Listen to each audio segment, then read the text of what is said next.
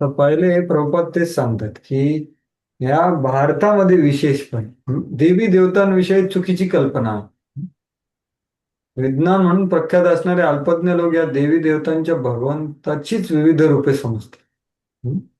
आणि ते श्लोकही सांगतात, आकाशात पतितं तोयम यथा गच्छति सागरात सर्वदेव नमस्कारान केशवम अधिगच्छति. म्हणतात कुठल्याही देवाला नमस्कार केला तरी भगवंताकडे जात. सगळ्यांची पूजा सारखीच आहे. पण हा चुकीचा सिद्धांत आहे. हे भगवंत सांगत नाहीत.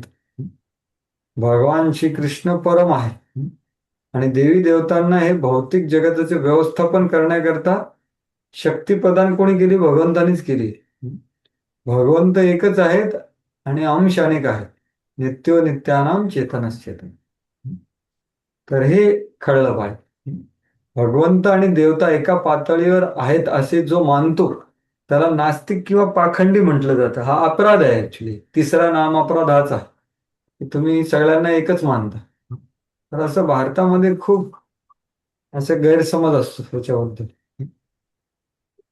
आणि ते वेगळे काय काय म्हणतात बघा, की परमेश्वर म्हणजे सामान्य मनुष्य आहे, अँथ्रोमॉर्फिझम.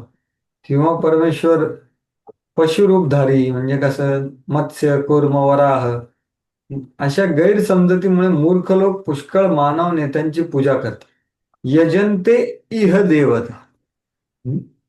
तर बघा, एक आहे देवी देवता, ते खरे भगवंतानी नियोजित केलेले लोक आहेत, प्रतिनिधी आहेत. दुसरे इह देवता म्हणजे काय, या जगातले काही माणसांची पूजा करतात. भौतिक जगतातील शक्तिशाली मनुष्य किंवा देवता यांना इह देवता म्हणजे दोन्ही. कोणी आपल्या गुरूंना किंवा एका शक्तिशाली माणसाला देव मानत. हे पण खूप ठिकाणी बघतो आपण भारतामध्ये.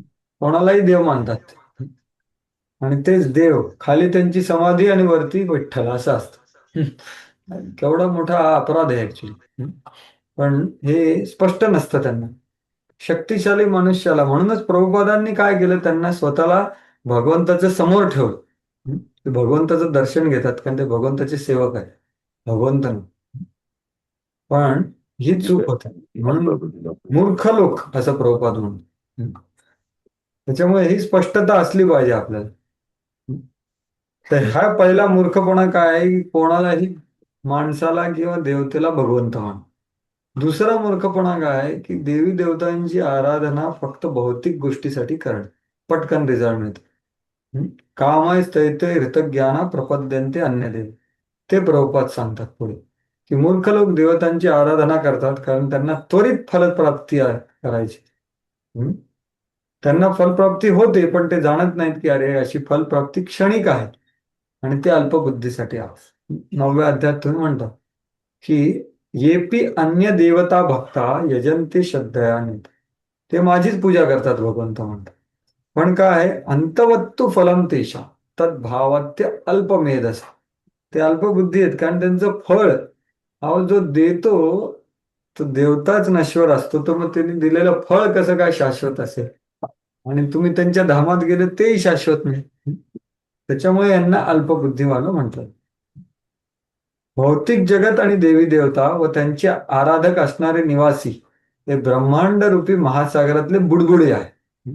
म्हणजे काय, आज आले आणि उद्या बुडबुडा काय होतो, थोडा छोटा असतो, मोठा मोठा होतो, तुटून जातो, बस. सगळं नश्वर आहे. तर हे स्पष्टतेने समजलं पाहिजे की भगवंत, देवता हे सगळ्यांची स्थिती काय आहे.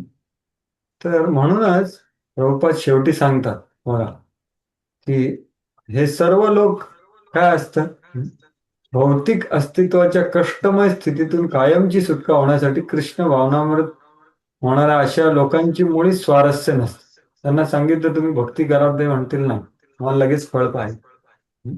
ते सर्व इंद्रिय भोगाच्या मागे लागलेले असतात आणि इंद्रिय भोगासाठी अल्पशी सुविधा मिळवण्यासाठी ते देवता म्हणून गणल्या जाणाऱ्या शक्तिशाली जीवांचे पूजन करण्याकडे आकर्षित होतात. आजकाल किती सगळे देव आलेले आहेत. प्रभुपाद म्हणतात की भारतामध्ये तर फॅक्टरीच आहे देवांची. म्हणूनच प्रभुपाद म्हणतात, जो म्हणतो की मी if he says I am God is dog, तो कुत्रा आहे actually. तर हे भक्त असं म्हणू शकतो. म्हणूनच हा श्लोक दर्शवतो की लोकांना क्वचितच कृष्ण भावनेमध्ये आस्था असते. बहुतेकांना इंद्रिय भोगामध्ये रुची असते, म्हणून ते कोणत्या तरी शक्तिशाली जीवाची उपासना करतात. म्हणजे काय, असा हा बुद्धियोग करणारा, निष्काम कर्मयोग करणारा, भक्तियोग करणारा खूप विरल असतो. कारण भौतिक इच्छा खूप प्रबल असते आणि फळ मिळण्याची तुरंत इच्छा असते. म्हणून भगवंतानी पुढच्या श्लोकात सांगतात की त्यांनी एक व्यवस्था बनवलेली आहे. वेगवेगळ्या स्तराचे लोक आहेत, वेगवेगळ्या गुणाद्वारे. म्हणून ते भौतिक इच्छेचं नियमन करण्यासाठी त्यांनी वर्णाश्रम पद्धती बनवली. चातुर्वर्ण्यम मया सृष्टम गुणकर्म विभागशः तस्य कर्तारमपि मां विद्ये कर्तारम अव्ययम. वाचा बरं पुढे. हरे कृष्ण. हा, वाचा. भौ- भौतिक प्रकृतीचे 3 गुण आणि त्यांना अनुरूप अशा कर्मांना अनुसरून मी मानवी समाजाचे 4 विभाग निर्माण केले आहेत. जरी मी या व्यवस्थेचा कर्ता असलो तरीही मी अव्ययी असल्यामुळे अकर्ताच आहे, हे तू जाणून घे. तर प्रत्येक गोष्टीचे सृष्टा भगवंत आहे. सर्व गोष्टीचा उगम त्यांच्यापासून. जन्माद्यस्य आता सर्व गोष्टीचे पालन पण त्यांच्याकडून होते. उगमही होतो, पालनही होतं आणि संहार पण होतो. म्हणूनच भगवंत सामाजिक व्यवस्थेचा 4 वर्णांची उत्पत्ती करता आहेत. तर ही काय सामाजिक व्यवस्था, काही लोक बुद्धिमान असतात, काही प्रशासकीय वर्ग आहे, काही व्यापारी वर्ग आहे, काही कामगार वर्ग आहे. आणि ते वेगवेगळ्या सत्वगुण, रजगुण, तमोगुण मध्ये स्थिर असतात. भगवान श्रीकृष्णांनी जरी समाज व्यवस्थेच्या 4 वर्णांची निर्मिती केली असेल तरी ते यापैकी नाही आहेत. पण हे कशासाठी आहे ते प्रभुपाद सांगतात पुढे, की मानवी समाज हा इतर पशु समाजाप्रमाणे आहे. म्हणजे काय, तिथे पण आहार, निद्रा, भय, मैथून आहे. परंतु मनुष्यांना पशु स्तरावरून उन्नत करण्यासाठी उपयुक्त वर्णाची निर्मिती भगवंताद्वारे केली गेली आहे, जेणेकरून कृष्ण भावनेचा पद्धतशीर विकास होईल. तर म्हणूनच आपल्यामध्ये, म्हणजे मराठीत मला माहित नाही, की आपलं जे जे आपलं स्वभाव आहे ना, म्हणजे कामगार, व्यापारी, प्रशासकीय आणि बुद्धिमान, या चारही लोकांची समाजामध्ये गरज असते आणि ते एकमेकांवर अवलंबून असतात. असं नाही की बुद्धिमान म्हणतो की अरे मला काही गरज नाही बाकीच्याची. नाही, बुद्धिमान म्हणजे डोकं. तो म्हणतो पायाची गरज नाही, तर डोकं काय करू शकतं का? नाही. हात म्हणेल की मला डोक्याची गरज नाही. प्रशासकीय वर्ग म्हणजे हात, आणि पोट म्हणजे व्यापारी लोक किंवा शेतकरी इत्यादी. तर प्रत्येकाचं महत्व आहे आणि प्रत्येकाचं एकमेकांवर अवलंबन आहे. त्याच्यामुळे हे चारही महत्वाचे आहे. पण आपल्या स्थितीमध्ये आपण वरती जायचं आणि कृष्ण भावनामृत स्तराचं वरती जायचं. एखादा विशिष्ट मनुष्याची कर्म करण्याची प्रवृत्ती त्याने प्राप्त केलेल्या गुणानुसार ठरवली जाते. म्हणूनच एक म्हण आहे, जेणू काम ते करे बिजा करे तो गोता खाय. म्हणजे काय, आपलं जे स्वभाव आहे त्यानुसार आपण कर्म केलं. हे काय वर्ण म्हणजे काय, की आपली जी उपजीविका साध्य करण्यासाठी आपण 8-10 तास जे काम करतो ना, त्याला म्हणतात वर्ण. तर ते उपजीविका करण्यासाठी जे कर्म करतो आपण, ते या वर्णाश्रमनुसार असलं पाहिजे. तर आपण आपण अनासक्त आणि कृष्ण भावनेमध्ये प्रगत होऊ शकतो. एखादा दुसरा कुठलं काही उपजीविकाचं साधन करत असेल, खूप पैसा मिळत असेल, तर तो संतुष्ट राहणार थोडी कमी शक्यता आहे. म्हणूनच प्रभुपादांनी, म्हणजे भगवंतांनी हे निर्माण केलेलं आहे. तेव्हा आणि वैष्णव हा या चारीपेक्षा पलीकडे आहे, हे पुढे प्रभुपाद सांगतात. ज्याप्रमाणे श्रीकृष्ण मानवी समाजाच्या 4 वर्णाच्या पलीकडे आहेत, त्याचप्रमाणे कृष्ण भावनाभावित मनुष्यही मानवी समाजाच्या सर्व विभागांच्या अतीत असतो. तर हा कोण कृष्ण भावनाभावित माणूस, जो प्रेमी भक्त आहे प्रभुपादांचा. एकदा प्रभुपादांना विचारलं, त्यांनी हे वर्णाश्रम पद्धतीचं वर्णन केलं, कुठल्या जर्मनीमध्ये वाटतं, एक लेक्चर दिलं. त्यांनी सांगितलं first class, second class, third class, fourth class. हे बुद्धिमान वर्ग, प्रशासकीय वर्ग, व्यावसायिक व्यापारी वर्ग, शेतकरी वर्ग किंवा कामगार वर्ग. तर एका माणसाने हात वर करून विचारलं की तुम्ही कुठल्या वर्गाचे आहे. तर प्रभुपाद नम्रतेने त्यांच्या डोळ्यामधनं अश्रू आले की अरे किती अज्ञानी लोक. प्रभुपाद म्हटले अरे मी ह्या सगळ्यांचा सेवक आहे, ह्या सगळ्यांच्या फिफ्थ क्लास आहे, ह्या सगळ्यांचा सेवक आहे. म्हणजे काय, वैष्णव हा सगळ्यांच्या पलीकडे असतो. पण प्रभुपादांनी ते असे एवढे अज्ञानी लोक होते त्यांना समजावण्यासाठी असं सांगितलं. आणि तेव्हा त्यांच्या डोळ्यामध्ये पाणी होतं. ते शिष्य वर्णन करतात की प्रभुपादांचा सेवाभाव किती, नम्रता किती होती, तो माणूस शांत झाला. त्याच्यामुळे हे त्यांनी हे बनवले. आणि मागच्याच श्लोकाचे ते वर्णन करतायत की बा त्याचा करता मी नाहीये. म्हणजे काय, मी बनवतो पण मी त्याच्याने प्रभावित होतो, मी त्याच्या अतीत असतो. आणि मी बऱ्याच कर्मामध्ये या सृष्टीची निर्मिती, पालन, संहार, हे सगळं अवतार, आणि वेगळ्या असुरांचा वध, एवढं सगळ्या कार्यांमध्ये लागलेलं आहे. पण ती कार्य मला कधीही प्रभावित करत नाहीत. नमाम कर्माणि लिंपत्ति न मे कर्मफले स्पृहति इति यो माम अभिजानाति कर्मभि न सबद्धते. कोणत्याही कर्माने मी बद्ध होत नाही, तसेच मला कर्मफलाची आकांक्षा नाही. आणि जो हे समजतो ना तो सुद्धा कर्मफलाने बद्ध होतो. तर हे भगवंताचं स्वरूपाला जाणलं पाहिजे.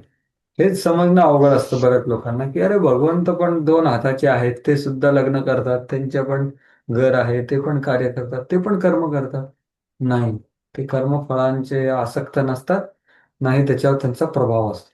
त्यांच्या भक्तांवर पण कर्माचा प्रभाव नसतो. आज तेच बघणार आहे. तर इथे दोन उदाहरणं देतात. संस्थेचा मालक आपल्या कर्मचाऱ्यांसाठी वेगळे नियम बनवतो, पण ते मालकाला नियम अवलंबून नसतात ना, तो कधी पण काही करू शकतो, तो मालक आहे. बरोबर की नाही? तेच ते एक उदाहरण देतात प्रभू की या जगातले लोक काय आहेत की स्वामित्व गाजवण्याच्या प्रवृत्तीमुळे कर्मफलात गुंतून जातात. पण भगवंत हे सृष्टीची निर्मिती स्वार्थाने करतच नाही, अनासक्तीने करतात, जीवाची इच्छेसाठी करतात. पावसाशिवाय जरी विविध प्रकारच्या वनस्पती वाढण्याची शक्यता नसली तरी पृथ्वीवर उगवणाऱ्या विविध प्रकारच्या वनस्पतीसाठी पाऊस जबाबदार नसतो. पाऊस हे भगवंत आहेत. भगवंत आपल्याला ते सुविधा देतात, ते त्याच्यावर अवलंबून नसतात किंवा प्रभावित होत. हे प्रभुपाद इथे सांगतात. चांगल्या वाईट या कर्मा याच्यामध्ये भगवंत नाही पडत. ते पूर्णपणे पक्षपात कधीच करत नाहीत. वेदांत सूत्र प्रभुपाद सांगतात. जीव स्वतःच्या कर्मासाठी स्वतः जबाबदार असतात. भगवंत त्यांना भौतिक प्रकृती म्हणजे बहिरंगा शक्तीच्या माध्यमाद्वारे केवळ सुविधा उपलब्ध करून देतात. पण ते काय काम करतात ते त्यांचं उत्तरदायित्व, आणि तसं त्यांना फळ मिळतं त्याच्या कर्मावर. पण भगवंताचं त्याच्यामध्ये काही एक सुविधा ते बनवतात, बस, बाकी काय.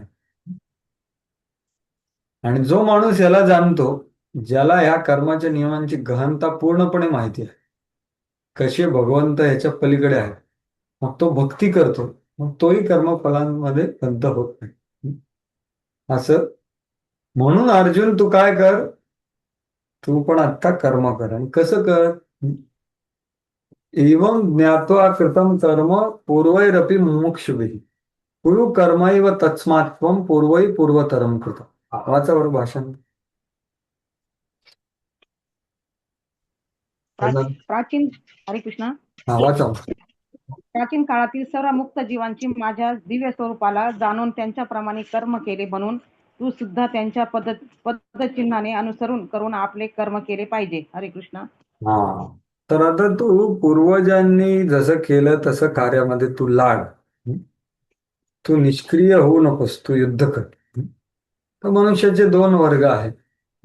जे अत्यंत कर्मी किंवा विषयांनी भरलेलं अंतःकरण आहेत, आणि दुसरं काय, विषयापासून मुक्त झालेले आहेत, ते आहे ज्ञानी. कृष्ण भावना ही या दोन्ही प्रकारच्या लोकांसाठी सारखीच हितकारक आहे.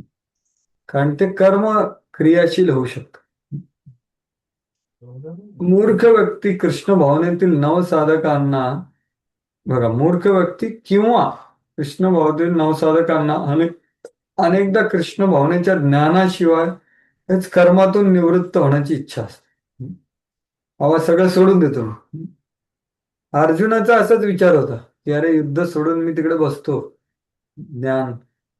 पण नाही, मनुष्याने केवळ कर्म कसे करावे हे जाणणं महत्वाचं आहे, कारण त्याला पात्रता पाहिजे सगळं सोडण्याला. म्हणून हे नाही करायचं. त्याच्यापेक्षा काय करायचं, कृष्ण भावनायुक्त कर्मातून निवृत्त होऊन कृष्ण भावनेचा देखावा करीत बसणे हे महत्वपूर्ण नाही. त्यापेक्षा कृष्ण प्रित्यर्थ कर्म करीत राहणं महत्व. तेच अर्जुनाला सांगितलं आहे की विवस्वान राजा होता, आता तूही तसंच काम कर. आता इथपर्यंत हे झालं, त्यांनी सांगितलं की तू पूर्वजांसारखं कर्म कर. तर अर्जुन विचारतोय की अरे बाबा, ह्या कर्माबरोबर कर्माबद्दल काय संशय आहे का? तुम्ही एवढं मला जोर देऊन सांगताय की जसं पूर्वजांनी केलं तसंच तू कर. हं? तर ह्या कर्म करण्यामध्ये काय लोकांना संशय असतो का? भगवंत म्हणतात हो. हं? खूप कमी लोक त्याचं सिद्धांत किंवा त्याचं विज्ञान, त्याचं रहस्य जाणतात. हं? तर हे पुढच्या 2-3 श्लोकामध्ये ते सांगतात. किम कर्म किम कर्मेति कवयोप्यत्र मोहिताः तत्ते कर्म प्रवक्ष्यामि यज्ञात्वा मोक्षसे ह्वात्. माझा हरे हरे कृष्ण. कृष्ण. वाचा वाचा कर्म माझा. हं. काय आणि कर्म काय हे निश्चित करण्यात बुद्धिमान लोकही गोंधळून जातात. आता मी तुला कर्माचे वर्णन करतो, जे जाणल्यावर तू सर्व अशुभातून मुक्त होशील. हरे कृष्ण. आता अर्जुन म्हटला ना, अरे हे कर्म जाणण्याबद्दल संशय आहे का? तुम्ही एवढं जोर लावून मला पूर्वजांनी केलं तसंच कर असं जोर लावून सांगताय. भगवंत म्हणतात हो. कवयोपी मुह्यती म्हणजे काय, बुद्धिमान लोक सुद्धा मोहित होऊन जातात की कर्म काय आहे, अकर्म काय आहे. म्हणजे काय, कुठली क्रिया आपल्याला बंधनात टाकू शकते आणि कुठली क्रिया आपल्याला मुक्त करू शकते आणि कुठली क्रिया आपल्याला नरकात घेऊन जाऊ शकते. हे हे समजण्यासाठी बुद्धिमान लोक सुद्धा गोंधळून जातात. म्हणून मी तुला सांगतो ते तू व्यवस्थित ऐक की कुठली क्रिया करायची आणि ती कुठल्या समजेने करायची हे व्यवस्थित माहिती असलेला माणूस खूप कमी आहे. बुद्धिमान लोक सुद्धा गोंधळून जातात. म्हणजे उचित कार्य आणि त्या उचित कार्य करण्यामागचं समज, त्या समजे विना तुम्ही उचित कार्य करू शकत नाही. हे दोन्ही गोष्टी महत्वाच्या आहेत.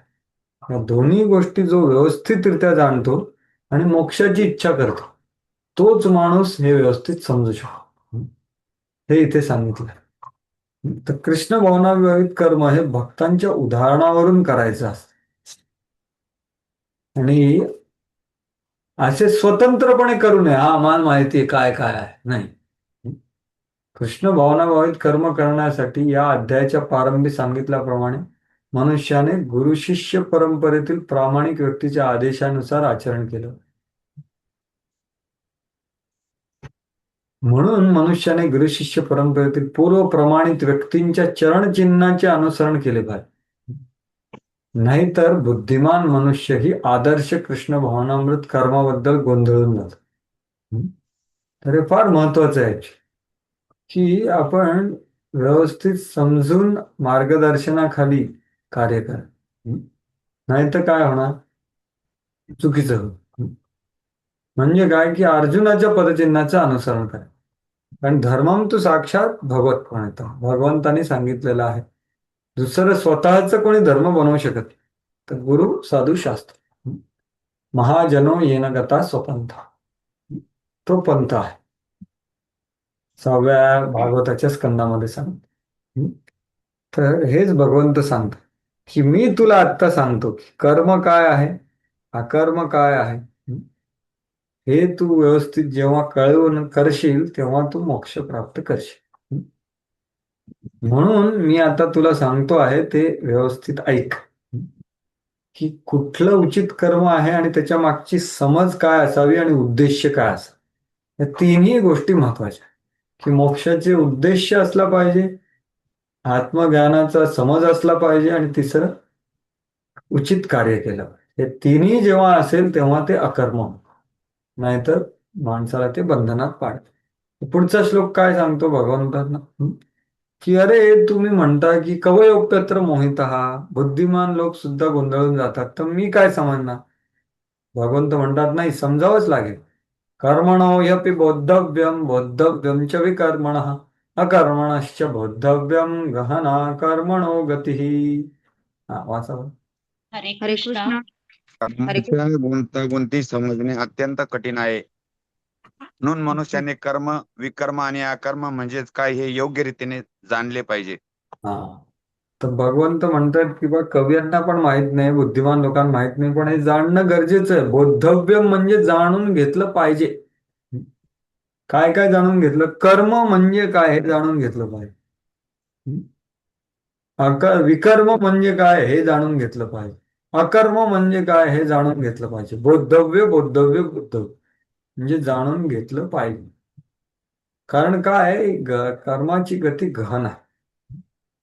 म्हणजे काय, खरं निष्काम कर्म त्याचं स्वरूप जाणून घेतो. आणि ते जर का तसं केलं नाही तर ते तुला बंधनात पाडेल. मग ते विकर्म असो किंवा काम्य कर्म, ते बंधनात तुला पाडणार. म्हणून हे व्यवस्थित जाणणं गरजेचं आहे, असं भगवंत सांगतायत तिथे 17व्या श्लोकामध्ये. तर तात्पर्य पण प्रभुपाद विस्तार करून सांगतात की हे करण्यासाठी आपण योग्य मार्गदर्शन घेतलं पाहिजे. बघा, हे सर्व जाणून घेण्यासाठी कृष्ण भावने अधिकृत व्यक्तीच्या सत्संगाने त्याच्याकडून रहस्य जाणून घेतलं पाहिजे. असे करणे म्हणजे प्रत्यक्षपणे साक्षात भगवंताकडून ज्ञानप्राप्ती केल्याप्रमाणे, कारण त्यांचे प्रतिनिधी आहे. नाहीतर अत्यंत बुद्धिमान व्यक्ती गोंधळतो. भौतिक बंधनातून मुक्त होण्याबद्दल जर मनुष्य गंभीर असेल ना, तर हे त्याला जाणावं लागेल. अवघड असेल तरी ते जाणावं लागेल.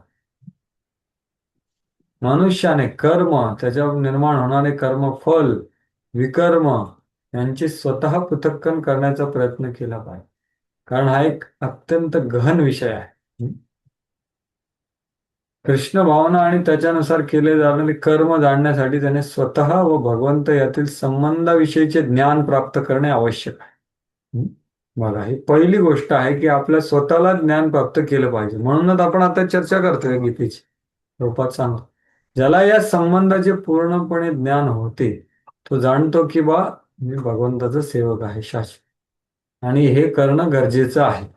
मला उपजीविका सोडता येणार आहे का? नाही सोडता येणार, पण करायची. मग ती कशी करायची? तर त्याचं मार्गदर्शन घ्यायचं. कुठली उपजीविका करायची, कशी करायची.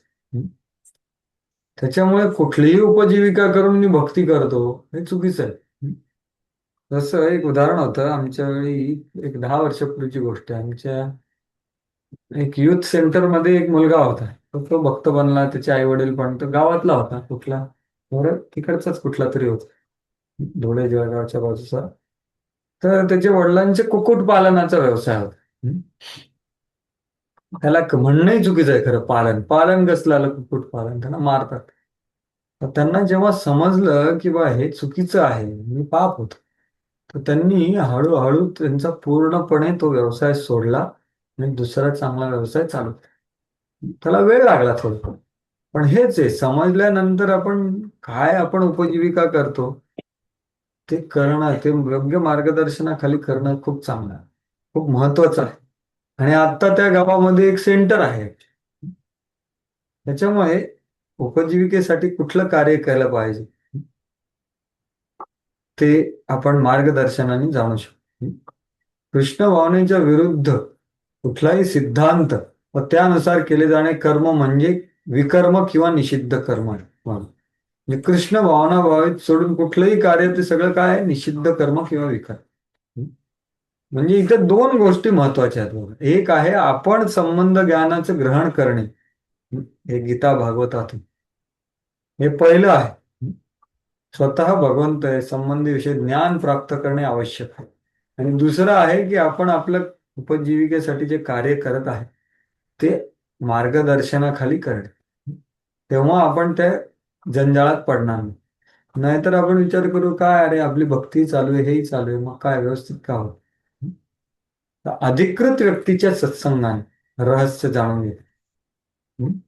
आणि मग असा जो बुद्धिमान माणूस आहे त्याची दृष्टी आणि दृष्टिकोन कसा आहे तो 18व्या श्लोकात सांगितलं. कर्मण्यः कर्म पश्य कर्मण्य अकर्मयः पश्चेत अकर्मणी च कर्मयः स बुद्धिमान मनुष्येषु सयुक्तः कृत्स्न कर्म कृत. वाचा बरं. हरे कृष्ण.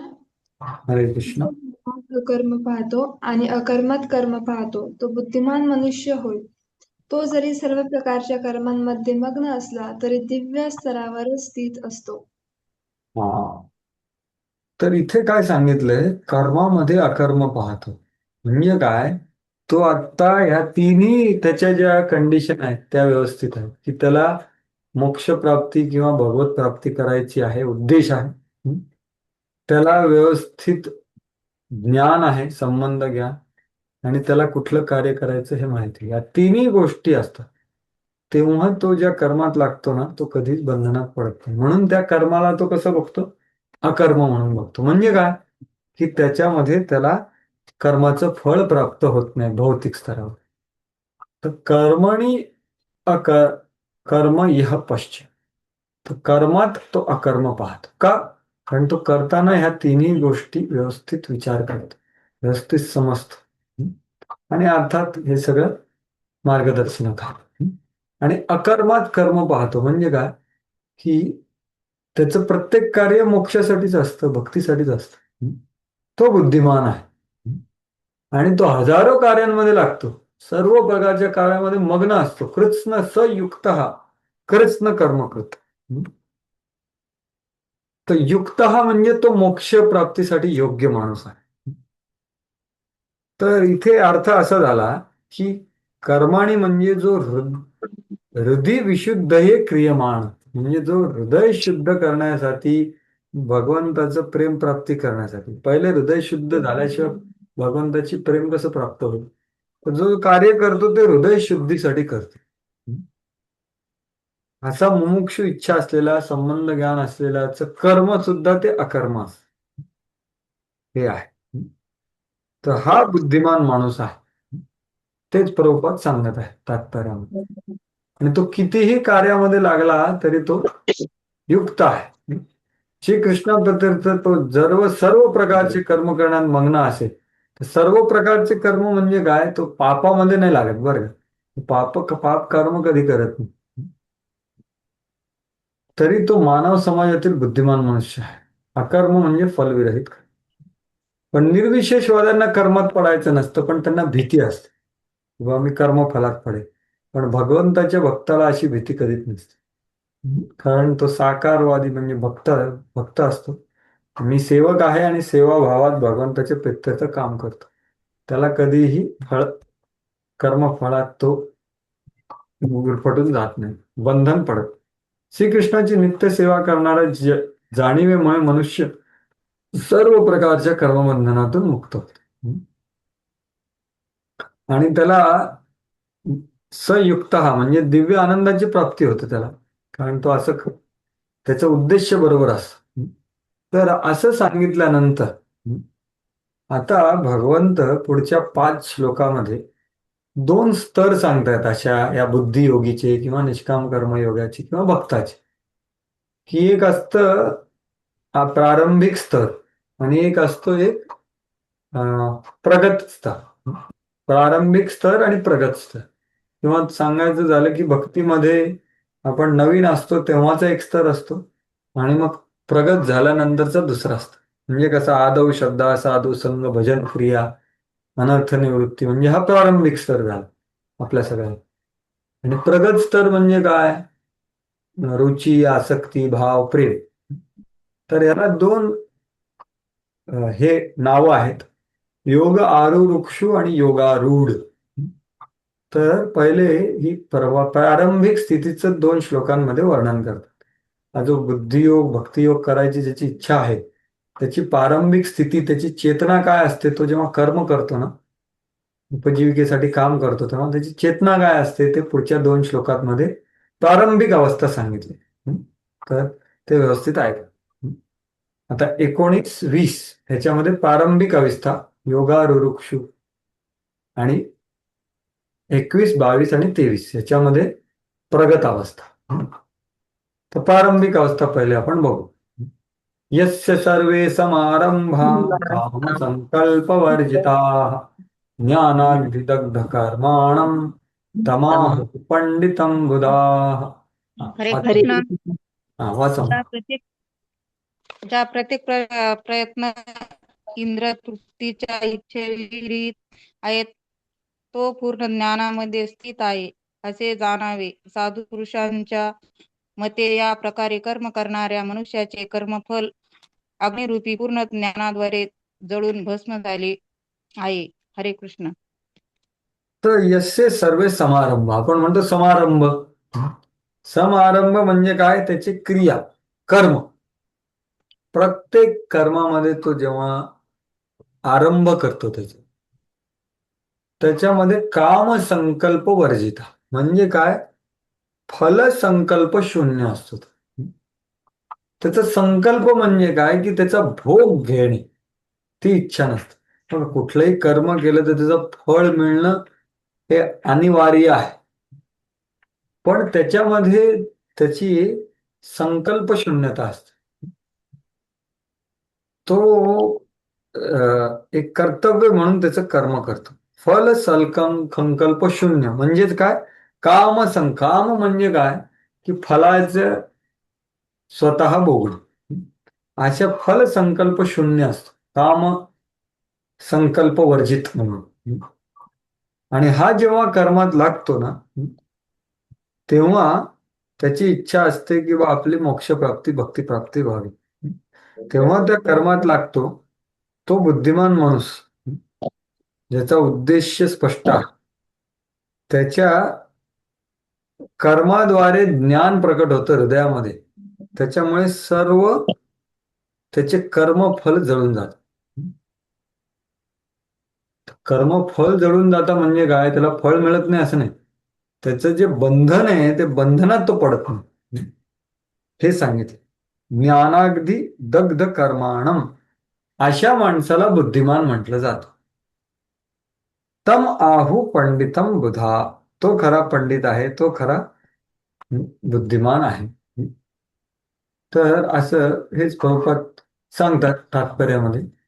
केवळ ज्ञानी व्यक्ती कृष्ण भावनामयित मनुष्याची कर्मे जाणू शकतो.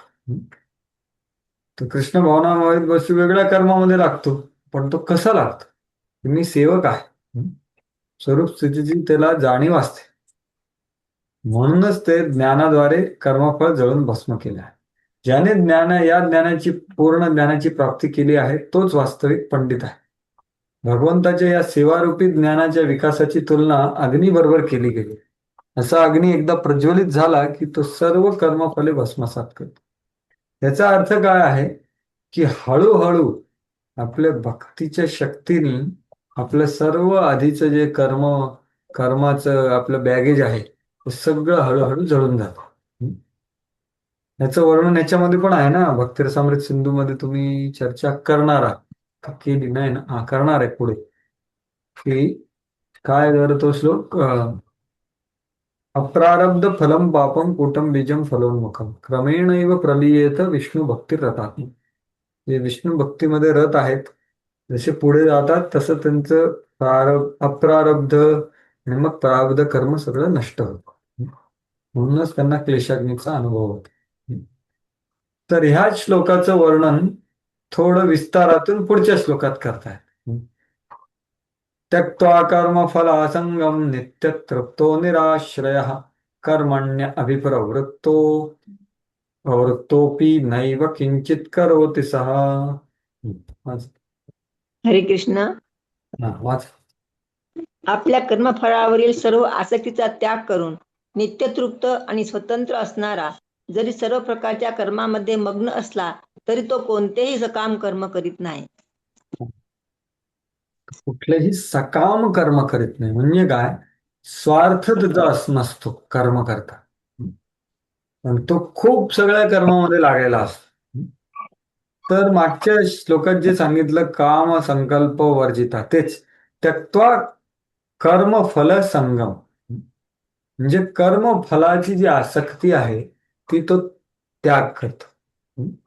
आणि तो कायम तृप्त असतो. का? कारण त्याला मग भगवंताचा किंवा आत्म्याचा अनुभव येतो. नित्य तृप्त असतो आणि त्याच्या भगवंतावर आश्रय असतो. म्हणजे काय की योगक्षेमासाठी तो सुद्धा निराश्रय. म्हणजे काय? योगक्षेमम अपि आश्रयरहित, की आपल्या आयुष्यामध्ये आपला योग आणि क्षेम म्हणजे काय, आपल्या ज्या दैनंदिन आवश्यकतेच्या गोष्टी आहेत त्या कशा प्राप्त होतील त्याच्यावर तो कृष्णांवर विसंबून असतो. प्रभुपाद सांगतो. तर त्याला म्हणतात निराश्रय.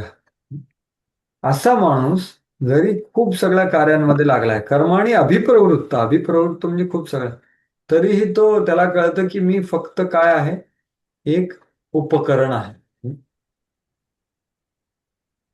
नैव किंचित करोति सः. तो काही करत नाही स्वतः. तर कृष्ण भावनाभावित मनुष्य हा केवळ भगवंतावर विशुद्ध प्रेमामुळे कर्म करतो. म्हणून त्याला कर्माबद्दलचे कुठलेही आकर्षण नसते, जे स्वार्थ नसतो. तो स्वतःच्या चरितार्थ प्राप्त करण्यामध्येही आसक्त नसतो, कारण प्रत्येक गोष्टीसाठी तो श्रीकृष्णावर विसंबून असतो. कोणतीही वस्तू प्राप्त करण्यासाठी उत्सुक नसतो. तसेच आपल्याकडे असलेल्या वस्तूंचे रक्षण करण्यासाठीही तो उत्सुक. हे बघा, हे योगक आणि क्षेम झालं. हरे कृष्णा. म्यूट करा प्रभू. कोणाचं आहे? योगक्षेमाचं पण प्रभुपाद सांगतात ना. तो आपल्या कुवतीनुसार कर्तव्य पार पाडतो आणि कृष्णावर सोपवतो की ते मला सगळं देतील. असा अनासक्त मनुष्य जणू काही त्यांनी केलेच नाही अशा फळांपासून मुक्त असतो. म्हणून कृष्ण भावना विरहित इतर कोणतेही कर्म कर्त्याला बंधनकारक ठरते. म्हणूनच आपण जेव्हा करतो तेव्हा फार विचार करून केलं पाहिजे. आणि विकर्माचे हेच वास्तविक लक्षण आहे. याचे विवेचन पूर्वीच करण्यात आलेले आहे. हे झालं तर प्रारंभाच्या माणूस जो ह्या सगळ्या आदेशांचं पालन करायचा प्रयत्न करत आहे कर्मामध्ये लागताना.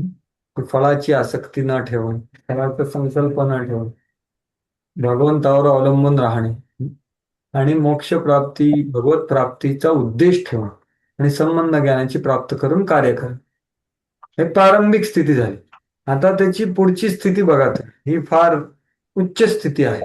त्याची चिंतन आणि त्याचं सगळं निराशी यत चित्तात्मा त्यक्त सर्व परिग्रह शारीरम केवलम कर्म कुर्वत्राप्नोति किल्बिषम. हरे कृष्णा. वाचा. असा ज्ञानी मनुष्य पूर्णपणे नियंत्रित मन आणि बुद्धीद्वारे कर्म करतो. आपल्याकडे असणाऱ्या सर्व गोष्टीवरील स्वाभिमत्वाच्या भावनेचा त्याग करतो आणि जीवनावश्यक असणाऱ्या वस्तूकरिताच कर्म करतो. अशा प्रकारे कर्म केल्याने तो पाप कर्माने प्रभावित होत नाही. हरे कृष्णा. तर इथे पहिलं काय सांगितलं, शारीरम केवलम कर्म.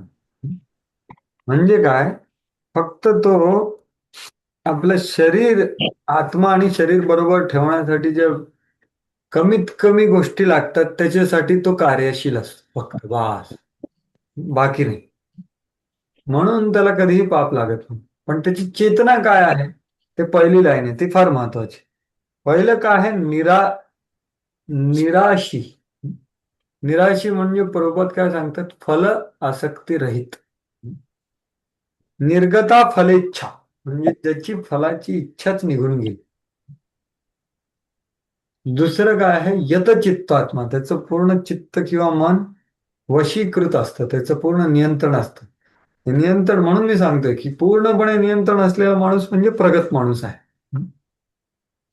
आणि यतचित्तात्मा म्हणजे काय, त्यांनी पूर्ण चित्त किंवा आपलं मन बुद्धी सगळं पूर्णपणे नियंत्रित केलं. त्यक्त सर्व परिग्रह म्हणजे काय की प्राकृत वस्तूमधलं त्याचं ममत्वच नसतं की हे माझं, मी आणि माझं. स्वामित्वाची जाणीव, जवळ असणाऱ्या वस्तूवर स्वामित्वाची जाणीव नसते त्याला. अरे ही माझी, हे माझा परिवार, ही माझी गाडी, हे माझं शेत, और व्हॉट एव्हर. किंवा ते त्याचं असतं पण ते त्याचं असं तो मानत नाही की हे माझंच आहे. त्यक्त. सर्व परिग्रह, स्वामित्व नसतं त्याचं. ठीक आहे, मग तो कार्य करतो, हो करतो, फक्त शारीरम केवलम. तर हे प्रगत स्तर आहे. प्रभुपाद या तात्पर्यात सांगतात खूप सुंदरपणे की असा प्रगत भक्त कार्य करतो. एक मशीन मध्ये एक पार्ट असतो ना, तो पार्ट कसा व्यवस्थित काम करतो, आपलं आपलं जे आहे तेवढं काम करतो. मग त्याला त्या पार्टला तेल लावणं, त्याला साफ करणं हे एवढं महत्वाचं असतं, ते तेवढं करतो. पण तो स्वतः एक कुठल्या चेतनेमध्ये असतो किंवा मी एक यंत्राच्या भागाप्रमाणे तो कार्य करत असतो फक्त बस. हं? ज्याप्रमाणे यंत्राचा भाग सुयोग्य ठेवण्यासाठी त्याला तेल घालावं लागतं, हं? स्वच्छता करावी लागते, म्हणजे काय, आंघोळ करणे, खाणे. हं? त्याप्रमाणे भगवंत दिव्य प्रेममय सेवा करण्यासाठी योग्य राहण्याकरता कृष्ण भावनाभावित मनुष्य आपल्या कर्माद्वारे स्वतःचा निर्वाह करतो. म्हणून तो कर्मफलांपासून मुक्तच राहतो. नाहीतर एखाद्या पशुप्रमाणे ज्याचा आपल्या स्वतःच्या शरीरावरही अधिकार नसतो. पशु म्हणजे आपल्याकडे गाय किंवा कुत्रा किंवा घास, तो पूर्णपणे स्वाम्यावर अवलंबून असतो. तो मालक कधी खायला देतो, कधी देत नाही, तर त्याच्यावर तो प्रतिकार करत नाही. तर असं तो स्वातंत्र्यहीन असतं. हे 2 उदाहरणं प्रभुपाद देतात तिथे. कृष्ण भावनाभावित मनुष्य आपल्या कर्मांच्या चांगल्या अथवा वाईट फळांची अपेक्षा करत नाही. निराशी त्याचा अर्थ आहे. त्याचे मन आणि बुद्धी नियंत्रित असते, याचा चित्तात्म. तो जाणतो की आपण भगवंताचे अंश असल्याच्या कारणाने अंशी आणि अंश नात्याने आपण जी भूमिका करत आहोत ती आपल्याला कारणीभूत नसून ती केवळ आपल्याद्वारे भगवंत करून घेतात. म्हणजे काय, त्यक्त्वा सर्व परिग्रह, त्याचं स्वामित्व नाही, हे माझं आहे सगळं, हे माझं नाही, हे तुमचं, तसं नाही. तर तसा विचार करू असा हा प्रगत भक्त आहे. आत्मसाक्षात्कारपणे पूर्ण संलग्न झालेला कृष्ण भावनाभावित मनुष्याकडे भौतिक गोष्टीवर मिथ्या दावा करण्यासाठी वेळ नसतो. हे माझं आहे नाही. प्राण रक्षण करता आवश्यक पैसा प्राप्ती करण्यासाठी त्याला वाम मार्गाचा अवलंब करावा लागत नाही. म्हणून या भौतिक पापाने तो दूषित होतो. आपल्या सर्व कर्मबंधनापासून तो मुक्त असतो. ह्याच्याहून अजून पुढे गेलेला माणूस, यदृच्छया लाभ संतुष्टो द्वंद्वातीतो विमत्सरः समसिद्धाव सिद्धौ च कृत्वापि न निबध्यते. माझा जो सहजपणे होणाऱ्या लाभाने संतुष्ट असतो, जो दोधांपासून मुक्त आहे आणि मत्सर करीत नाही, तसेच जो यशापयशामध्येही स्थिर असतो, तो जरी सर्व प्रकारची कर्मे करीत असला तरी त्यामुळे कधीच बद्ध होत नाही. हा, तर यदृच्छा लाभ संतुष्ट म्हणजे आधीचा माणूस तर तो कर्म तर करत होता आपलं शरीर ह्याच्यासाठी. तर हा माणूस तर माधवेंद्र पुरी सारखा की याचना विनयव लाभ. तो याचना पण करत नाही, स्वतःहून काय आलं तर ग्रहण करतो. जसं भगवंत दूध द्यायला आले माधवेंद्र पुरींना, तर स्वतः भजनामध्ये मग्न होते. तर खूप उच्च स्तर आहे. किंवा याचना विनयने लाभ म्हणजे यदृच्छा लाभ संतुष्ट.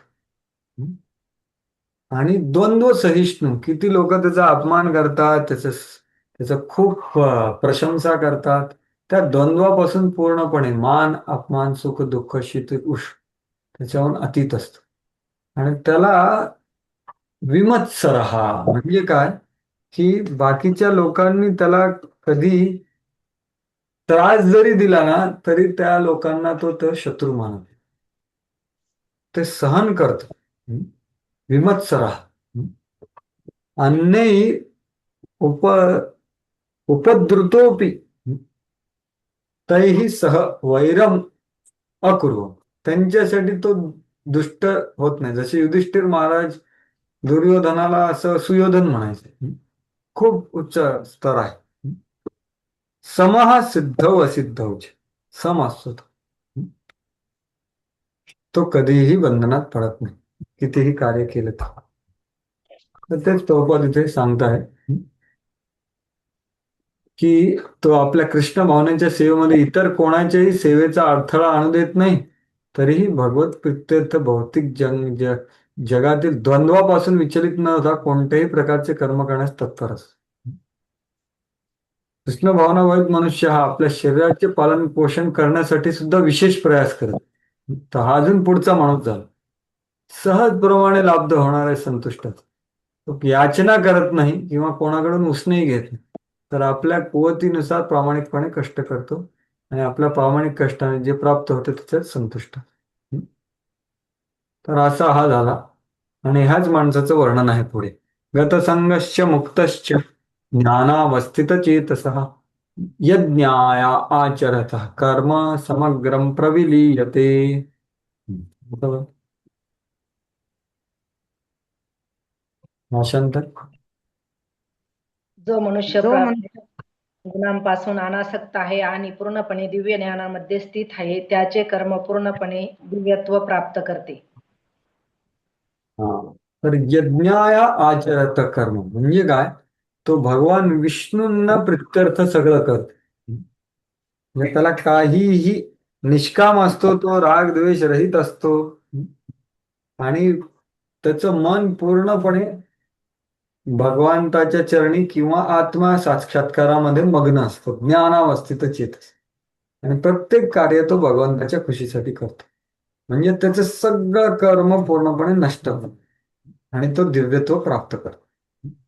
तर असा हा अंतिम स्तर सांगितले. तर हे सांगितल्यानंतर आता भगवंत सांगतायत की कसं हे जे कर्मयोग किंवा बुद्धियोग हे जे सांगतायत भगवंत, निष्काम कर्मयोग किंवा बुद्धियोग, ह्या कर्मामध्ये जो व्यवस्थित माणूस लागतो ना, त्याच्यामधले वापरलेल्या प्रत्येक गोष्ट आध्यात्मिक होऊन जाते. जसं एक यज्ञ असतो की नाही, त्याच्यामध्ये आहुती देणारा माणूस असतो, म्हणजे ब्राह्मण असतो, तो आहुती देतो ते तूप असतं, किंवा आहुती देण्यासाठी तूप वापरण्यासाठी जो चमचा असतो त्याला सुवा म्हणतात ते, किंवा तो अग्नी, किंवा ही सगळी प्रक्रिया, म्हणजे हे क्रिया ही सगळीच्या सगळी आध्यात्मिक होऊन जाते त्याच्या चेतनेमुळे फक्त. हेच पुढच्या श्लोकामध्ये सांगत आहे. ब्रह्मार्पणं ब्रह्महवीर ब्रह्माग्नौ ब्रह्मणाहुतं ब्रह्मैव तेन गंतव्यं ब्रह्म कर्म समाधिना. वाचा. कृष्ण भावनेमध्ये पूर्णपणे तल्लीन झालेल्या मनुष्याला निश्चितच भगवत धामाची प्राप्ती होते, कारण तो आध्यात्मिक क्रियांत पूर्णपणे निमग्न झालेला असतो. या आध्यात्मिक क्रियामध्ये हवन सुद्धा आध्यात्मिक स्वरूपाचे ब्रह्मरूप आहे आणि हवी सुद्धा आध्यात्मिक स्वरूपाचीच आहे. हरे कृष्ण. ब्रह्मार्पणम म्हणजे काय? की ज्या गोष्टींनी तुम्ही यज्ञामध्ये आहुती देता, म्हणजे ते चमचा. ब्रह्म हवी म्हणजे काय? ते तूप. ब्रह्माग्नव म्हणजे काय? जे ज्याच्यामध्ये तूप टाकलं जातं तो अग्नी. ब्रह्मणाहुतम, ब्रह्मकर्म म्हणजे तो यज्ञ. हे सगळं ब्रह्म होऊन जातं. म्हणजे काय? सगळं कार्य भौतिक स्तरावर असेल तरी ते पूर्णपणे आध्यात्मिक होऊन जातं. आणि तो काय प्राप्त करतो? ब्रह्म साक्षात्कार किंवा भगवद्धाम, ब्रह्म कर्म समाधी, त्याच्या समाधी म्हणून, असं या श्लोकात सांगितलेलं आहे. तर हा एक प्रकरण पूर्ण झालं. आता पुढे कसं वेगवेगळ्या प्रकारचं कर्म हे यज्ञामध्ये रूपांतरित होऊ शकतं, जर का व्यवस्थित चेतनेने केलं तर. वेगवेगळ्या प्रकारचे लोक वेगवेगळ्या प्रकारचे यज्ञ करतात जे क्रियात्मक आहेत. कोणी प्राणायाम करतात, किंवा देवी देवतांची पूजा करतात, कोणी तपस्या करतात, कोणी तीर्थाटन करतात, इत्यादी. असे 25, 26, 27, 28, 29, 30 पुढचे बरेच श्लोक ते सांगणार आहे. तर त्या चर्चा करण्याआधी आत्ता आपण जी चर्चा केली त्याच्याबद्दल कोणाला काही व्यक्त करायचं असेल, किंवा काही विचार किंवा काही टीका टिप्पणी किंवा काही संदेह संशय असेल तर व्यक्त करू शकतात. कोणाला काही सांगायचं आहे का? विचार आपण जी चर्चा केली हरे कृष्ण आपण. प्रभू. हा, बोला. तो जे कर्म विकर्म आणि अकर्म याच प्रत्येक एक उदाहरण सांगा ना, आपल्याला समजेल असं. कर्म विकर्म आणि अकर्म. तर अकर्म विकर्माचं उदाहरण तुम्ही पण सांगू शकता. एक्झाम्पल. विकर्माचं उदाहरण तुम्ही सांगू शकता. जे निषिद्ध कर्म आहे, पाप कर्म आहे, ते शास्त्रामध्ये सांगितलेलं आहे की हे करायचं नाही. असं म्हणजे हिंसा करणे, किंवा म्हणजे प्रभुपाद सांगतात ना, कत्तलखाने उघडणे वगैरे, किंवा चोरीमारी करणं, हा. हे सगळं काय झालं? विकर्म झालं. विकर्म म्हणजे निषिद्ध कर्म. ठीक आहे. दुसरं आहे कर्म, म्हणजे जेव्हा स्वार्थाने माणूस कुठलं कार्य करतो, फळाची इच्छा ठेवून, त्याचा भोग करण्याची इच्छा ठेवून जेव्हा जो कार्य करतो पूर्णपणे, त्याला म्हणतात कर्म. त्याला ते बंधनात पाडतात. अकर्म म्हणजे काय? की जेव्हा मनुष्य, आता आपण जी चेतनेची चर्चा करतो, निष्काम कर्मयोगाची किंवा बुद्धियोगाची, भक्तियोगाची, किंवा तो 3 गोष्टी विचार करतो आहे. काय आहे त्या? की हे मी कशासाठी, उद्देश काय आहे? भगवत प्राप्ती, मोक्ष प्राप्ती. किंवा दुसरं आहे, त्याला ज्ञान आहे, आत्मज्ञान, भगवत ज्ञान, तो ज्ञान ग्रहण करतो. तिसरं, मग तो योग्य कर्म करतो. योग्य म्हणजे जे शास्त्रामध्ये दिलेलं आहे ते, पण ते ह्या चेतनेत करतो, तेव्हा त्याला अकर्म म्हणतात. अकर्म म्हणजे काय? त्याचं कर्मफळ नसतं भौतिक स्तरावर. यामध्ये म्हणजे तो थोडक्यात पुण्यकर्माच्या यामध्ये अडत नाही का? उदाहरण सांगतो मी तुम्हाला त्याचं, म्हणजे कळेल. पुण्य, कारण त्याची चेतना तशी नाहीये ना. माणूस कधी अडकतो? जेव्हा फळाचा विचार करून आसक्त असतो ना, तेव्हाच तो बंधनात पडतो. जर का फळाचा विचार किंवा आसक्ती न ठेवून तो कार्य करत असेल, तर तो बंधनात पडत नाही. कारण त्याचं कार्याचा उद्देश वेगळा, त्याचं ज्ञान वेगळं.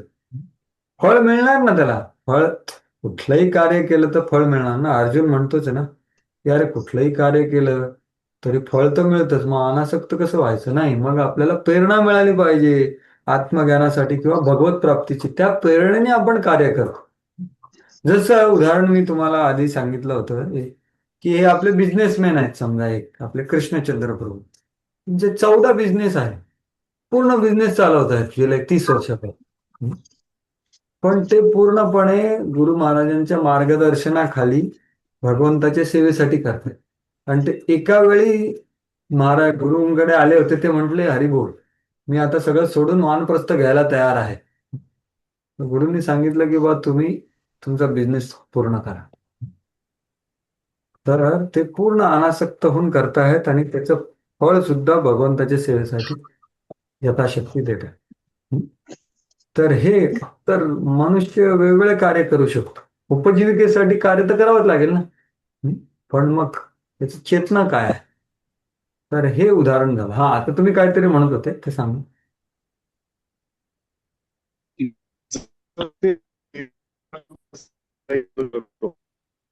आवाज ब्रेक होतोय प्रभू. आवाज जरा ब्रेक होतोय प्रभू. हरे कृष्णा. आवाज ब्रेक होतोय प्रभू. बरं, ठीक प्रत्येक आहे. एक व्यक्ती ज्याचा त्याचा व्यवसाय करतो किंवा मजुरी शेती करतो, आणि बरोबर. मग ते सगळेच कर्म तो भगवंतांना कसे अर्पण करू शकतो किंवा ते भक्तिमय कसे करू शकतो? ते का नाही करू शकत? करू शकतो ना, करूही शकतो. जर का त्याचे तेवढा विश्वास आणि श्रद्धा एखादा असेल तर व्यक्ती करू शेत शकतो. नांगरतो, शेती करतोय समजा एक, बरोबर, बोला पुढे. हा, तर त्याने ते शेती किंवा जो काही उद्योग व्यवसाय आहे तो कसा अर्पण करू शकतो तो, किंवा कृष्ण भावनामय कर्म कसं होईल त्याचं ते? तो जेव्हा त्याच्या, बघा, त्याला फळ मिळणार की नाही, त्याला काहीतरी, त्याचं शेती झाल्यानंतर त्याचं काय उत्पन्न निघेल. मग तो यथाशक्ती ते आपल्या भगवंताच्या सेवेमध्ये लागतो. आणि त्याच्यामध्ये शारीरम केवलम कर्म आहेच आहे ना. त्याची फॅमिली आली, ते सगळं मेंटेनन्स त्याच्यामध्ये आहेच आहे. त्याला वेगळं त्याची काय त्याचं हे करायची गरज नाही. पण तो भगवंतांना त्याच्या फळ देऊ शकतो. जसं परमपूज्य गोपालकृष्ण महाराज, तुम्हाला आठवतं का? त्यांचं वर्णन येतं की त्यांना त्यावेळी $500 मिळायचे त्यावेळी. तर ते सर्वच्या सर्व ते काय करायचे? प्रभुपादांच्या हातात देऊन टाकायचे सगळंच्या सगळं. आणि मग त्यांची बायको सांगायला यायची किंवा काही आमचं घर चालवण्यासाठी थोडंफार पाहिजे, तर प्रभुपाद द्यायचे त्यांना. तर हा जो विश्वास आहे, हा एवढा सोपा नाहीये. बरोबर की नाही? अपूर्णपणे भगवंतासाठी करणं.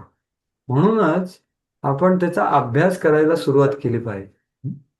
कारण आपल्याला हे कळणं खूप अवघड आहे की आपण भगवंताला देण्याने जास्त मिळतं आणि आपल्याला गरजेपेक्षा जास्त भगवंत योगक्षेम बघतात.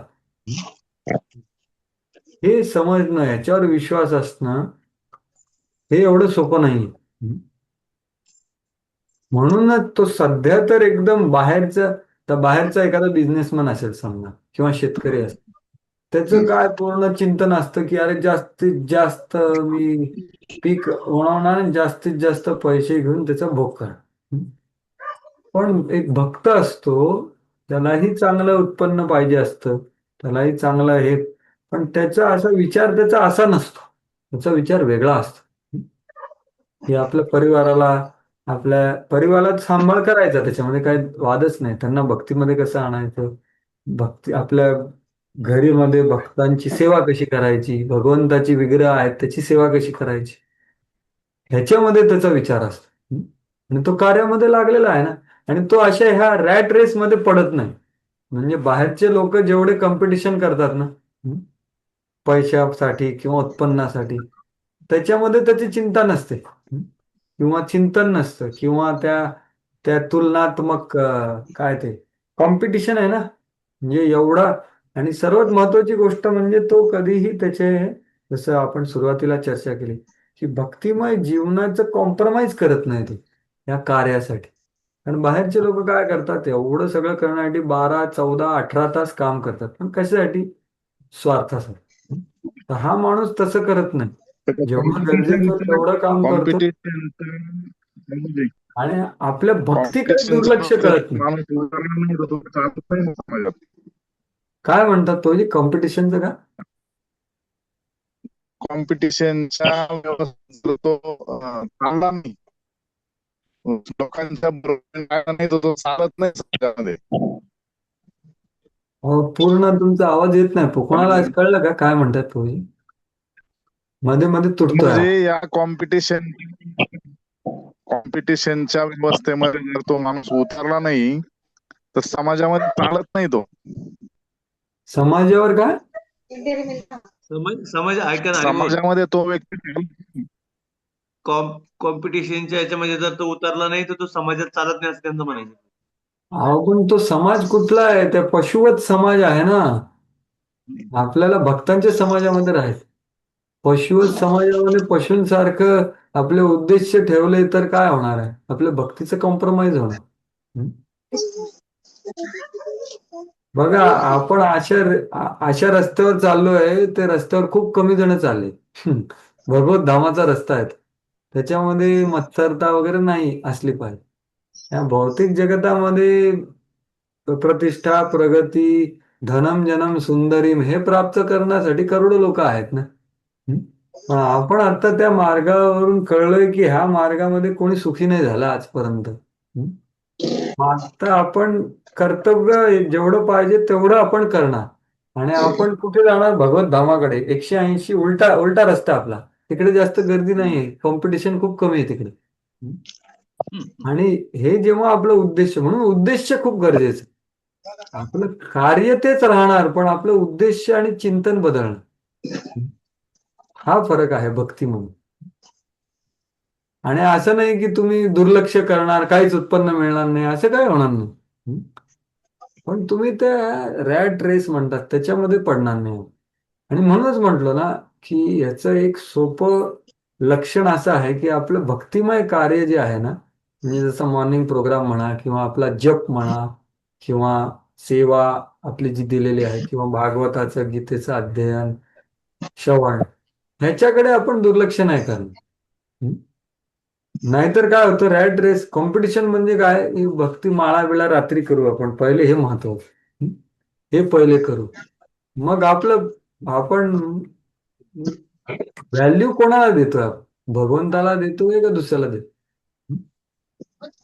तर हे असं हळूहळू आपण त्याकडे कलायचं प्रभूजी. हे असं एक बटन नाहीये की एक बटन दाबलं की झालं आपलं. ही एक प्रगती आहे ज्याच्यामध्ये आपण हळूहळू आता उद्देश जाणतोय, ज्ञान जाणतो आहे, कुठे कॉम्पिटिशन आहे, कुठे नाही आहे. हे असं हळूहळू आपण ह्या मार्गाला लागतो आहे. ठीक आहे. म्हणजे थोडक्यात सांगायचं झालं की तो जसं गोपालकृष्ण महाराजांसारखं सगळ्याच्या सगळं भगवंताला देणं एवढं शक्य नाही ना, तेवढी आपली श्रद्धाच नाही. तुमची काय, माझी पण नव्हती तेवढी श्रद्धा. मी जेव्हा जॉब करत होतो ना, ब्रह्मचारी व्हायच्या आधी, तेव्हा माझे सॅलरी मधले काही टक्के द्यायचो, पण पूर्ण नव्हतो देत मी. कारण माझी पण एवढी श्रद्धा नव्हती ना पूर्ण द्यायची. पूर्ण द्यायची श्रद्धा यायच्यासाठी केवढं भगवंताचं हे पाहिजे, अनुभव. तुम्ही जेवढं द्याल तेवढे भगवंत अनुभव देतील तुम्हाला. अनुभव देण्यामुळे तुम्ही म्हणाल, अरे भगवंताला दिलं, अजून देणार. पण हे सांगणं, हे अनुभवाची गोष्ट आहे. त्याच्यामुळे मी स्वतः पण देऊ शकलो नाही पूर्ण, तर बाकीच्यांचं काय कौतुक आहे. सांगायला खूप सोपं आहे मला की सगळं द्यायचं. पण प्रभुपाद काय सांगतात की आपण 50%च्या जवळ जायचं. पण जिथे आहे तिथून सुरुवात करायची. रूप गोस्वामींनी काय केलं, 50% भगवंतासाठी दिलं, 25% आपल्या फ्युचरसाठी आणि 25% नातेवाईकांना, असं. तर हे करणं सुद्धा सोपं नाही प्रभूजी. 50%. तर आपण जिथे आहोत तिथून पुढे जायचं. 1% असेल तर 2%, 2 असेल तर 5, 5 असेल तर 10, 10 असेल तर 20. पण हे सगळं करताना आपण भक्तीचं अनुशीलन करायचं, गीता भागवताचं ज्ञान ग्रहण करायचं आणि त्याचा अनुभव करायचा. कारण ही गोष्ट खूप खोल आहे की देण्याने वाढते गोष्ट. हे अनुभव करणं खूप अवघड आहे आणि आजकालच्या जगात तर खूपच अवघड. खूपच अवघड. कारण ती अनुभवाची गोष्ट. तर ह्या हळूहळू आपण जायला सांगतात. हळूहळू आपण त्या भागाकडे जाऊ शकतो, भगवंताचा अनुभव घेत. आणि हे सगळं कसं करायचं, मार्गदर्शनाच्या खाली. बरोबर की. आता आपण सैद्धांतिक चर्चा करतो, पण तुमच्या वैयक्तिक जीवनामध्ये, भक्तीमध्ये तुमचे मार्गदर्शक असतील, त्यांच्याशी तुम्ही व्यवस्थित अजून चर्चा करू शकता की बा आम्ही हे शिकलो, आता मी हे कसं करू. ते तुम्हाला जास्त ओळखतात माझ्याकडे. तर ते मार्गदर्शनही महत्वाचं आहे, प्रभुपाद सांगतात. ठीक आहे प्रभूजी. ठीक हरे आहे. कृष्ण. धन्यवाद. हरे कृष्ण प्रभूजी. हरे कृष्ण. धन्यवाद. हा तुम्ही प्रभू. खूप प्रामाणिक प्रश्न विचारला प्रभूजी. हा, हरे चैतन्य कृष्ण. चरितामृत. एक प्रभूजी, एक प्रश्न असा होता. आता आम्ही शेतकरी आहोत, बरोबर. बरोबर. तर शेती करताना आम्हाला पिकावरती फवारणी करावी लागते. मग आमच्या हातून अनेक कीटकांची हत्या होती प्रभूजी. मग आता हे कसं करायचं, आम्ही आता कसं करायचं? आता ही फवारणी कुठली, आपली नॅचरल आहे का केमिकल, म्हणजे कुठलं आहे? केमिकलच फवारणी चालतं प्रभूजी. मग त्याच्यामध्ये गडबड आहे. नाही, जीवांची हत्या होती आमच्याकडून त्याच्यामुळे. हो, मग बरोबर आहे ना. मग ती केमिकल, म्हणूनच तुम्ही आता गोवर्धन इको विलेज माहिती का तुम्हाला? माहिती आहे ना प्रभूजी, माहिती. कोट्यावधी मग जीवांची हत्या होती. तिथे हो, पट्ट्यावरती. सेंद्रिय शेती करणं खूप अवघड आहे. तिथे त्यांनी चालू केलं, पण ते करण्यासाठी, त्याची सिद्धी करण्यासाठी त्यांना 10 वर्ष लागले आजूबाजूच्या शेतकऱ्यांना कन्व्हिन्स करण्यासाठी. कारण हे करू नका, कारण काय इमिजिएट गोष्ट तुम्हाला मिळते, बरोबर की. पण काय ते आपण भगवंताच्या सिस्टीमच्या उलट जातो ना प्रभू. जसं ही हरित क्रांती जी झाली, ती खरी क्रांती आहे का विनाश आहे? सगळं कॅन्सरजनच झालं की नाही. त्याच्यामुळे आपण ह्याच्यावर थोडं, आता हे बदलणं, उद्या बदलणं लगेच सोपं नाही, पण आपण ह्याच्यावर चिंतन केलं पाहिजे की आपण काय करतोय, भगवंताचे सिस्टीम फॉलो करायचे, जवळ जायला पाहिजे. पण त्याच्यासाठी विश्वास पाहिजे. विश्वास असल्यानंतर मार्गदर्शन पाहिजे. मग हळूहळू आपण त्याच्या मार्गाकडे लागू शकतो. कारण देतं कोण आहे आपल्याला? धरणी माता. धरणी माता कोण आहे? भगवंताचीच आहे ना धरणी माता. तेच आणि हे सगळे जीव तुम्ही म्हणता. तर बघा, शेतीमध्ये स्वाभाविकतेने जीवाची हानी होतेच, बरोबर की नाही. त्याला आपण टाळू शकत नाही, पण मग आपण पद्धत भगवंताची वापरायच्या जवळ जायला पाहिजे, हळू. हा तर एक मोठा वेगळा टॉपिक झाला, सेंद्रिय शेती आणि काय ती केमिकल शेती.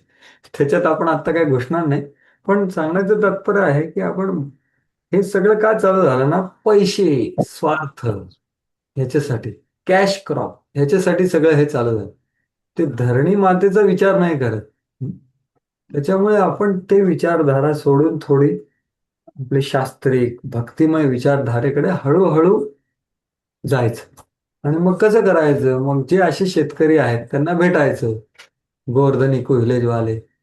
आणि ते काय करतात, आपण काय, कारण त्याला प्रत्येक गोष्टीला प्रभूजी उपाय आहे.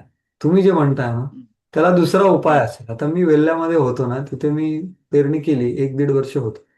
तर तेव्हा पण आम्ही पण फवारे मारायचो, पण ते गोमूत्र वगैरे पासून बनलेलं होतं प्रभू. हम्म. त्याच्यामुळे प्रत्येक गोष्टीसाठी अल्टरनेटिव्ह आहे. पण ते फाइंड आउट करण्यासाठी आपल्याला थोडा भक्तांचा, बाकी शेतकऱ्यांचा मदत घेतली पाहिजे. म्हणजे आम्ही जे करतो ते चुकीच म्हणायचं, बरोबर चूक असते. मी असं म्हणेन की प्रभूजी, जे तुम्ही योग्यकडे हळूहळू जा. आता उद्या लगेच जायची गरज नाही. तुम्ही शेतकऱ्यांना भेटा ना, दुसऱ्या जे सेंद्रिय शेती करतात. काही भक्त गोवर्धन इको व्हिलेज मध्ये आहेत, इथे आहे. आमचे इथे श्रीनाथ प्रभू पण आहेत पुण्यामध्ये. हे सगळं तुम्ही ह्यानी पण करू शकता. हो, आणि काय माहिती का, त्या केमिकलनी चांगल्या गोष्टी पण मरतात. आता अजून त्याच्या डिटेलमध्ये जाण्यात काही पॉईंट नाही. जे मरायला नाही पाहिजे ते पण मरतं, माहिती का, तो पण एक प्रॉब्लेम आहे त्याच्यात. बरोबर बरोबर हम्म. खरंय. पण जे जे नॅचरल असतं त्याच्यामध्ये तसं होत नसतं. असं आहे. बरोबर बरोबर. ठीक आहे. आणखी हळूहळू कोणा प्रयत्न करतो आम्ही. हा हळूहळू प्रयत्न करतो. हो हळूहळू करा. प्रयत्न करण्याचा प्रयत्न करतो. येस प्रभू, तुम्ही पहिले भेटा कोणाला, तुमच्यासारख्या शेतकऱ्यांना, भक्तांना भेटा. ते सर्वात महत्व. क्रियेच्या आधी पहिले काय बाकीचे लोक काय करतात, ते कसं करतात, ते करा. अजून कोणाचं काय आहे का कर्माच्या सिद्धांताबद्दल, की आपण हे उपजीविकेचं कर्म कसं करावं? आता ठीक अजून एक प्रश्न आहे एखादी की वस्तू तुमच्याकडे. विकताना ठीक आहे, एकेकाने सांगणार. ठीक आहे, हरे चैतन्य कृष्ण. चरितामृत प्रभू तुम्ही कृष्ण. पहिले सांगा, मग प्रभूजी सांगते. हा मी बोलू आहे प्रभूजी. हा बोला प्रभू. आता इकडं आमचा कांदा बेल्ट आहे प्रभूजी, सगळा कांदा. माय लॉर्ड, विष्णू विष्णू विष्णू. तर ते आता पीक बघा. आता आता मी काय सांगू तुम्हाला. त्याच्यात तुमच्या इथे दुसरं कुठलंच पीक येऊ शकत नाही का? नाही नाही नाही. काय होतं, आमच्याकडे कांदा बेल्ट आहे ना, तर आम्हाला बाकी लोक काय म्हणतात, तुम्ही कांदे खात नाही, कांदे कसं काय पिकवता? बरोबर आहे. अहो पिकात बघा, पिकाने आता एक मी खूप तुम्हाला स्ट्रॉंग उदाहरण देतो, तुम्ही पर्सनली घेऊ नका. पण आता आपण म्हणू की माझं एक मांसाचं दुकान आहे, पण मी खात नाही. असं झालं ते.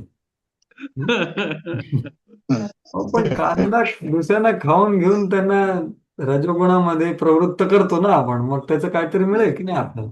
बरोबर, तीच चूक असते. हाच प्रश्न आहे त्याला पण मग आपण बोलायला. हळूहळू ते पीक बदलायचा विचार करायला पाहिजे, की बा दुसरं कुठलं पीक आपण घेऊ, ते येऊ शकतं.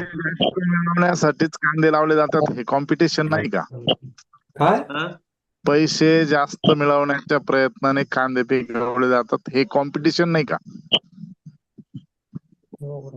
हो, मग ठीक आहे ना प्रभूजी, असेल ना आता. पण आपण म्हणून तो विचार करतोय प्रभूजी. अजून अजून एक प्रश्न होता माझा छोटासा. एखादी हा. गोष्ट एखादा व्यक्ती विक्रेता हा. जे चांगली, माझी वस्तू चांगली आहे बुवा हे सांगतो, चांगली हम्म. नसताना किंवा असताना, मग ओके, ते चांगली करणं नसताना सांगतो. अरे वा. सांगतो ना प्रभूजी. ज्याला जे विकायचं आहे ना, ते चांगली म्हणूनच सांगतो तो व्यक्ती. मग ते वस्तू 2 नंबर असताना ही चांगली म्हणून विकतो, हे कर्म नाही का लागत त्याला? 100% लागणार प्रभूजी. मग तो बघा प्रभूजी, व्यापाराचा तुम्हाला व्यापाराचा भाग नाही सांगतो. का? सिद्धांत सांगतो तुम्हाला. बघा, व्यापार करणाऱ्या माणसाला खोटं बोलायची परवानगी आहे. पण ते हा किती खोटं बोलायचं त्याचं हा पण काहीतरी हे आहे, बाउंड्री आहे. म्हणजे एक 10 रुपयाची गोष्ट तुम्ही 100 रुपयाला विकत असाल तर हे हा गडबड आहे. हे चुकीचं आहे. आणि तुम्ही म्हणताय की एक चुकीची गोष्ट चुकीची आहे, तुम्ही चांगली सांगून सांगता. मग ते तर घरी गेल्यावर तर तुम्हाला शिव्या देणारच आहेत, त्याच्यामध्ये काही वाद नाही. बरोबर की नाही? हम्म. त्याच्यामुळे जेवढं यथाशक्ती आपण जवळ जायचा प्रयत्न.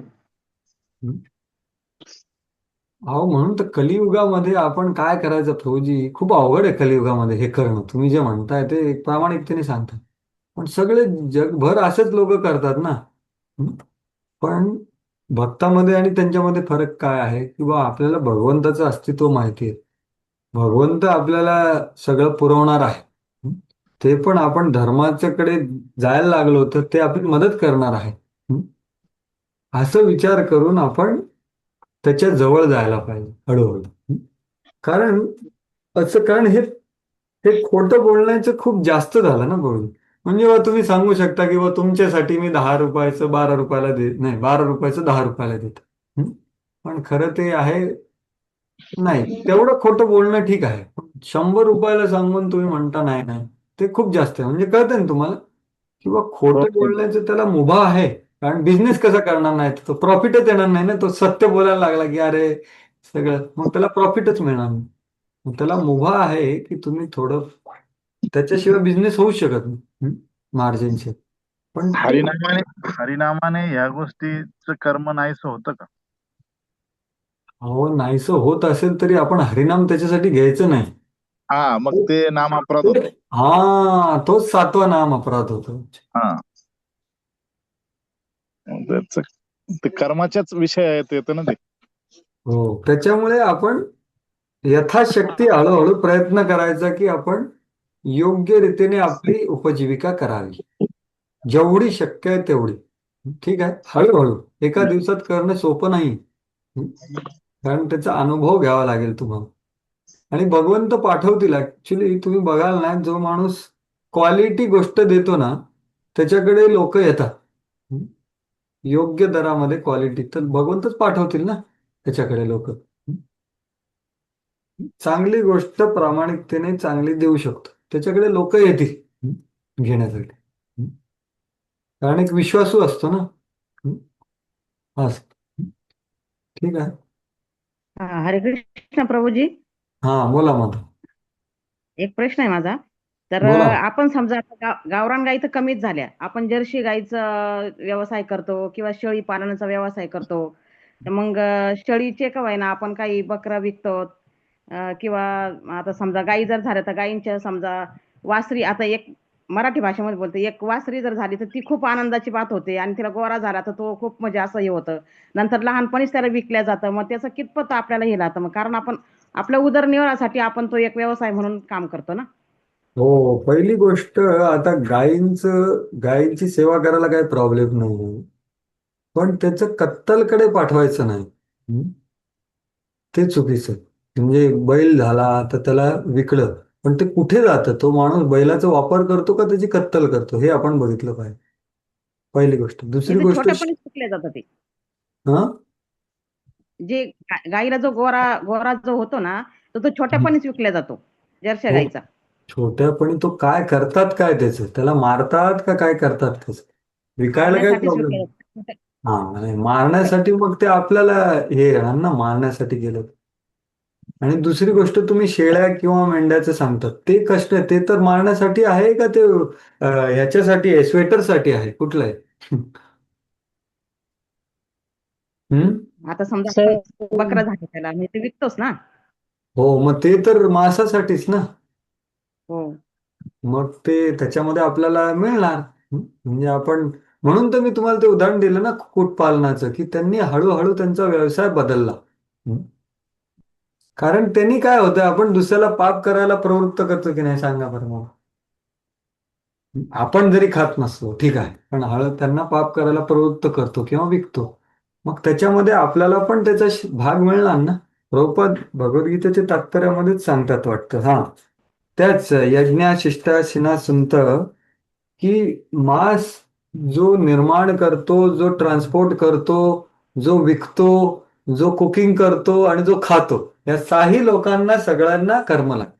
हे प्रभुपाद सांगतात. तुम्हाला दाखवू का? तर हे जाणून आता आपण हळूहळू याच्यावर विचार केला पाहिजे आणि याचं हळूहळू आपले उपजीविकेचं साधन दुसरीकडे केलं. हं? आणि भगवंत आणि भक्त त्याच्यासाठी मदत करतील तुम्हाला. हं? असं नाही म्हणणार अरे काय तुम्ही असं करता, नाही, उपजीविकेचं आहे ठीक आहे. पण आता आपल्याला कळलं ना, भगवंत सांगतायत, मग त्याच्या जवळ जायला आपण हळूहळू कार्य केलं पाहिजे.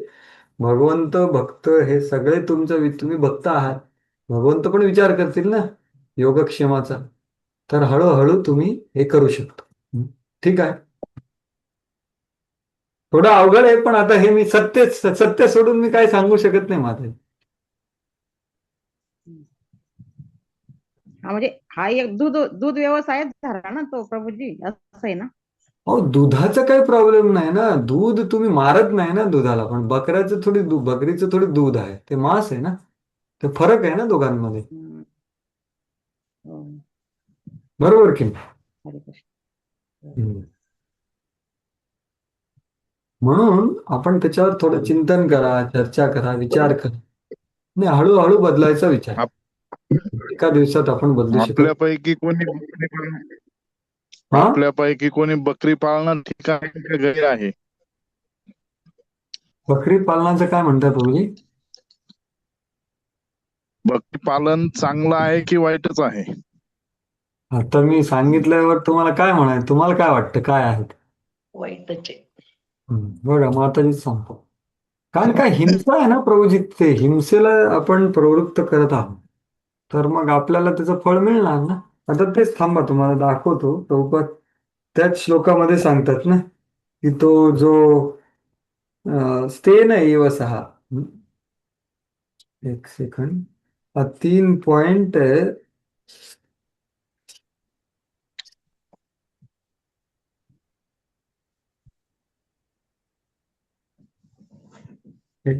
हा, एक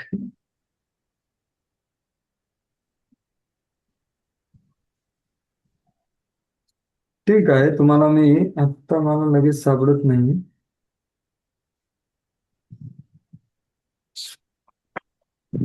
मी तुम्हाला ग्रुपवर पाठवतो प्रभूजी. ते प्रभुपाद हे साही लोक, मी सांगतो ना तुम्हाला, माशाच्या उत्पन्नापासून ते खाणाऱ्याच्या मध्ये जे कोण सगळे असतात ना, 6 लोक असतात मध्ये, ते साही लोकांना त्याचं फळ मिळतं. हेच प्रभुपाद सांगतो की जो उत्पन्न करतो, म्हणजे कुक्कुटपालन सारखं म्हणा किंवा बकरा म्हणा, जो त्याला ट्रान्सपोर्टेशन करतो, जो त्याला विकतो, जो त्याला खरीद करतो, जो त्याला कुकिंग करतो, जो आणि तो खातो, हे सगळ्या लोकांना, फक्त खाणाऱ्याला पाप लागतं असं नाही, सगळ्यांना पाप लागतं. हे सिद्धांत आहे भगवद्गीतेचा. त्याच्यामुळे हे आपण हळूहळू समजलं पाहिजे, ग्रहण केलं पाहिजे, आणि मार्गदर्शनाने हळूहळू आपण आपली उपजीविका तर आपण कमी नाही करू शकत, मी मानतो, पण ती आपण बदलू शकतो. आणि भगवंत आपल्याला मदत करतील आणि बुद्धी देतील की काय केलं म्हणे आपल्याला चांगलं होऊ शकतं. आणि नक्कीच त्याचा एक उपाय आपल्याला मिळू शकणार आहे, त्याच्यामध्ये काही वाद नाही. भगवंत मदत करतील तुम्हाला. ठीक आहे. माताजींनी पण हात वर केलाय. कशासाठी? होय होय माता. हा, बोल. प्रभूजी, अनियन गार्लिक तुम्ही म्हणाल, म्हणजे आता जसं प्रभूजी म्हणाले की आम्ही शेती करतो कांद्याची, तसं मग बरोबर. अनियन गार्लिक कुकिंगच्या वेळेस वापरावं लागतं, तर मग काही त्याचा म्हणजे प्रॉब्लेम आहे कसं? नेहमी म्हणजे मी तर नाही, बट फॅमिलीसाठी वगैरे इतरांना जेव्हा कुकिंग करायची असते तेव्हा त्यांच्यासाठी यूज करावा लागतो. हा, मग आता सगळेच भक्त नसतील घरामध्ये, तर याचं सहनशीलता तुम्ही करत आहात, त्याच्यामध्ये आपण काही करू शकत नाही. तुम्ही स्वतः ग्रहण करत नाही, ती खूप चांगली गोष्ट आहे.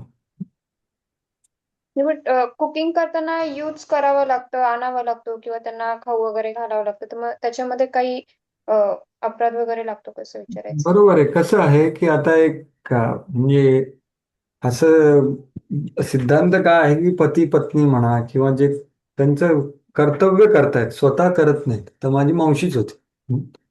ते त्यांच्या हजबंडसाठी सगळं करायची, पण ती स्वतः 16 माळा करून सगळं, ते कधी ग्रहण नाही करत. पण आता तिची पत्नी म्हणून तिचे कर्तव्य आहे ना की पतीला संतुष्ट करणं. पण मग ती खूप हेजिटेटिंगली करायची, पण काय करणार आता? आणि ते कर्तव्य पण आहे, पण ती स्वतः कधी ग्रहण नाही करणार, किंवा भगवंताला अर्पण करणार, ज्या गोष्टी ते अर्पण करू शकते ते अर्पण करणार. आणि ही परिस्थिती हळूहळू बदलते, पण ती कधी बदलते ते भगवंतावर अवलंबून आहे, ते आपल्याला म्हणजे. पण ठीक आहे, ते गोष्टीमध्ये आपण हे नाही करू शकत की अरे मी नाही करणार आहे. हे आपल्या कर्तव्यापासून आपण थोडं दूर जातो ना. त्याच्यापेक्षा हळूहळू आपण त्यांना त्याचं अल्टरनेटिव्ह देऊ शकतो. जसं आता रिसेंटली माझ्या म्हणजे आमच्या घरी मिसळ बनवली होती आईने मला. आणि आमचे सगळे नातेवाईक आले होते.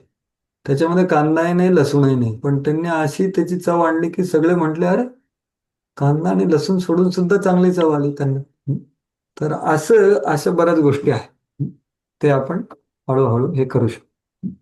आणि आपल्या आचरणाने, आपल्या विचारांनी, आपल्या व्यवहारांनी हळूहळू ते बदलते. ते प्रसाद खातात ना, तुम्ही बनवता म्हटल्यावर बाकीच्या गोष्टी तर प्रसाद खाऊ घालता ना तुम्ही त्यांना. या एखाद दोन गोष्टी सोडून बाकी सगळं तर चांगलंच आहे. ज्याच्यामध्ये नसतं ते भगवंताला अर्पण करून प्रसाद खाऊ घालून प्रसाद खाल्ल्याने हळूहळू बदल होणार ना, नक्कीच. ठीक आहे, इथे कर्तव्य आहे. पण ते शेती करणं ही उपजीविका आहे, तो फरक आहे याच्यामध्ये, ते कळत. उपजीविका आणि कर्तव्य हे दोन वेगळ्या गोष्टी आहेत. ठीक आहे. अजून कोणाचं काय आहे का?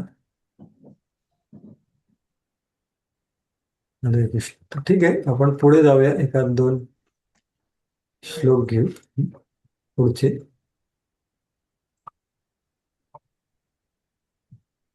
आता पुढे फक्त ऍक्च्युली पुढचे श्लोक आता जास्त वाचायचेच आहेत.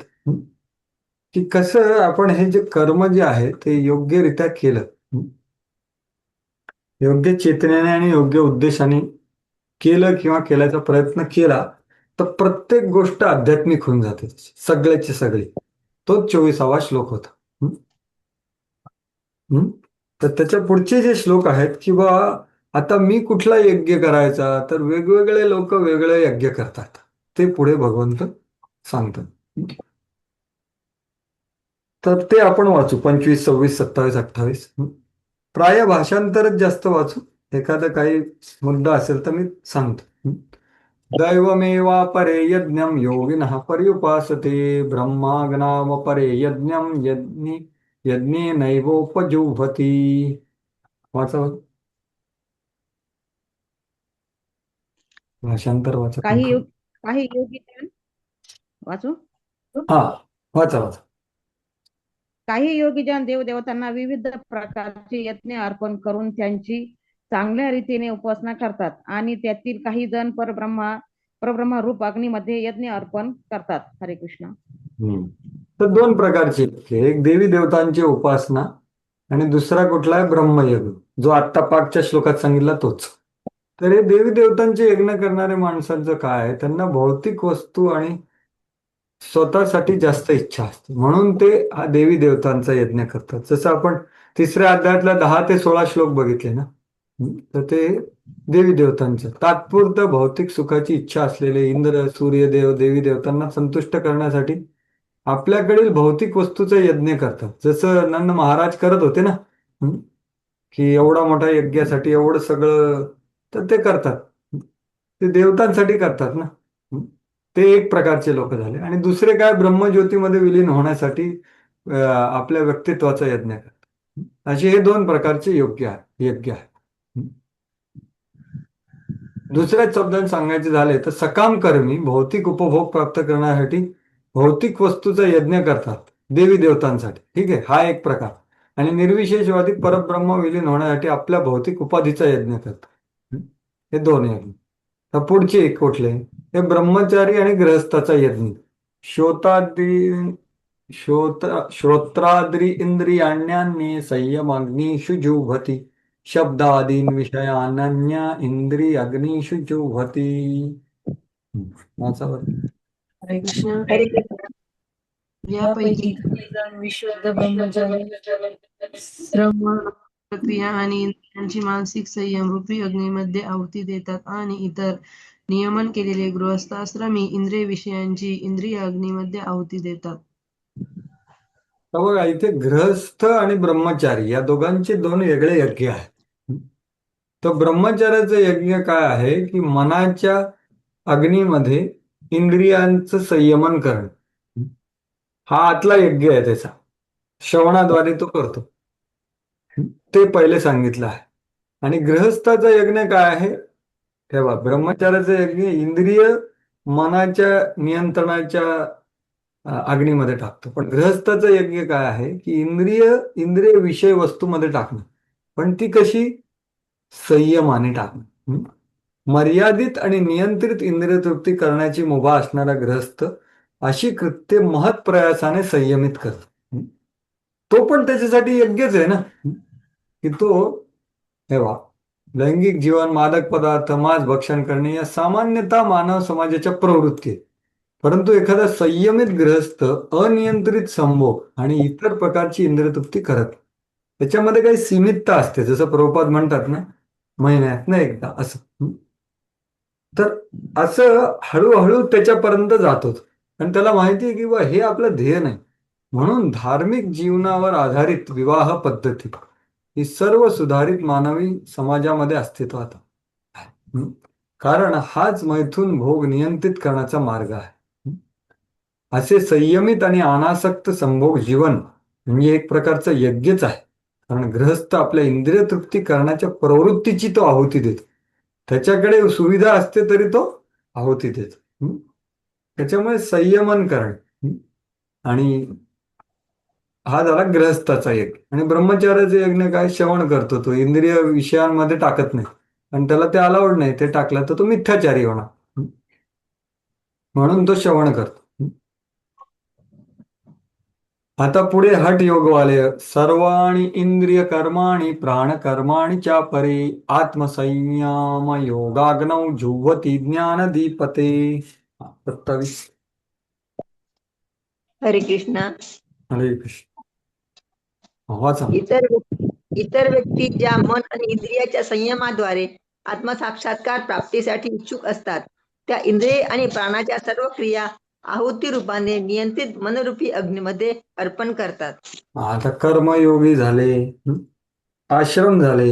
आता हा अष्टांग पातंजलीचा योग आहे. ते काय करतात, त्यांचा यज्ञ आहे की इंद्रिय संयम करतात आणि प्राणामध्ये टाकतात, ते प्राणायाम वगैरे करतात. तर हा एक वेगळ्या प्रकारचा यज्ञ आहे. पातंजली योगसूत्र मनुष्याला शारीरिक शरीरातील प्राणांच्या क्रियांचे नियमन कसे करावे याच्याबद्दल सांग, जेणेकरून शरीरातील सर्व प्रकारच्या प्राणांच्या क्रिया भौतिक आसक्तीतून आत्माचे शुद्धीकरण होण्यासाठी अनुकूल होते. द्रव्य यज्ञास्तपो यज्ञ योग यज्ञास्तथा परे स्वाध्याय ज्ञान यज्ञाश्च यतयः संशित व्रताः. बोला. वाच. कठोर व्रते धारण करीत 28वा श्लोक. काही जण कठोर व्रत धारण करून, काही जण आपल्याकडील द्रव्यांचा यज्ञ करून, काही जण खडतर तपस्या करून, काही जण अष्टांग योग पद्धतीचे आचरण करून किंवा काही दिव्य ज्ञानामध्ये प्रगत होण्यासाठी वेदाध्ययन करून प्रबुद्ध होतात. तर हे वेगवेगळ्या प्रकारचे यज्ञ. द्रव्य यज्ञ काय म्हणजे काय, की जो आपल्या दान देतात, द्रव्य गोष्टी आपलं, म्हणजे समजा काही उपज दान दिली किंवा आपल्या बिझनेसमध्ये काय जे दान, त्याला द्रव्यमय यज्ञ. जो तपस्या करतात त्याला तपोमय यज्ञ म्हणतात. सुखांचं केश करत नाहीत, अन्नपदार्थ ग्रहण करत नाही. योग यज्ञ म्हणजे अष्टांग योग पद्धतीचं वर्णन करतात. स्वाध्याय यज्ञ म्हणजे खूप सगळं वाचन करतात वेदांचं. हे सर्व योगी निष्ठेने विविध प्रकारचे यज्ञ करण्यामध्ये मग्न असतात आणि जीवनातील उन्नतावस्थेचा शोधत असतात. पण कृष्ण भावना ही या सर्वांपासून भिन्न आहे, कारण कृष्ण भावनेमध्ये प्रत्यक्ष भगवंताची सेवा केली जाते. वर उल्लेख केलेल्या कोणत्याही प्रकारच्या यज्ञाद्वारे कृष्ण भावनेची प्राप्ती करता येते. कृष्ण भावना केवळ भगवंत आणि त्यांच्या प्रामाणिक भक्ताच्या कृपेद्वारेच प्राप्त केली जाते. म्हणून ही दिव्य आहे. तर बघा, हे भौतिक स्तरावरती आहे आणि आपण जे करायचा प्रयत्न करतो ते दिव्य स्तरावर. अपाने जुह्वति प्राणम प्राणे पानम तथा परे प्राणापान गती रुद्ध्वा प्राणायाम परायणाः. तर हठ योगी. बोलत. हरे कृष्ण. या व्यतिरिक्त इतरही लोक आहेत जे समाधिस्थ राहण्याकरिता प्राणायाम पद्धतीचा अवलंब करतात. ते प्राणवायूची अपान वायूमध्ये आणि अपान वायूची प्राणवायूमध्ये आहुती देतात आणि शेवटी संपूर्ण श्वासोच्छ्वास थांबून समाधी अवस्थेत राहतात. अन्य लोक आहार नियमन करून प्राणवायूमध्ये यज्ञ म्हणून अर्पण करतात. तर हे हठ योगी आहेत. हे काय जास्त पूरक रेचक वगैरे करतात. हे सगळं प्राणायाम करून आपलं सगळं इंद्रिय संयमन करतात.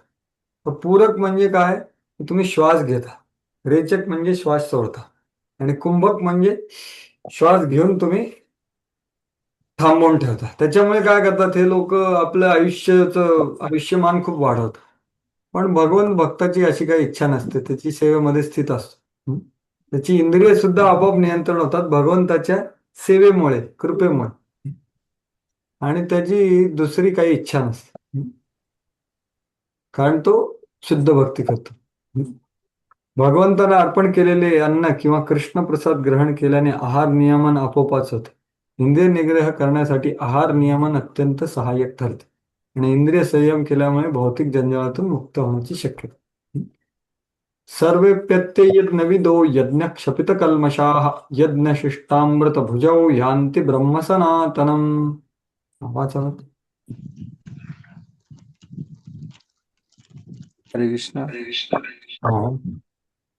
यज्ञाचे प्रयोजन उत्तम रीतीने जाणणारे हे सर्व यज्ञकर्ते पापकर्मातून मुक्त होतात आणि यज्ञाच्या अविशिष्ट रूपी अमृताची चव घेतल्यामुळे ते सनातन ब्रह्मस्तराची प्राप्ती करतात.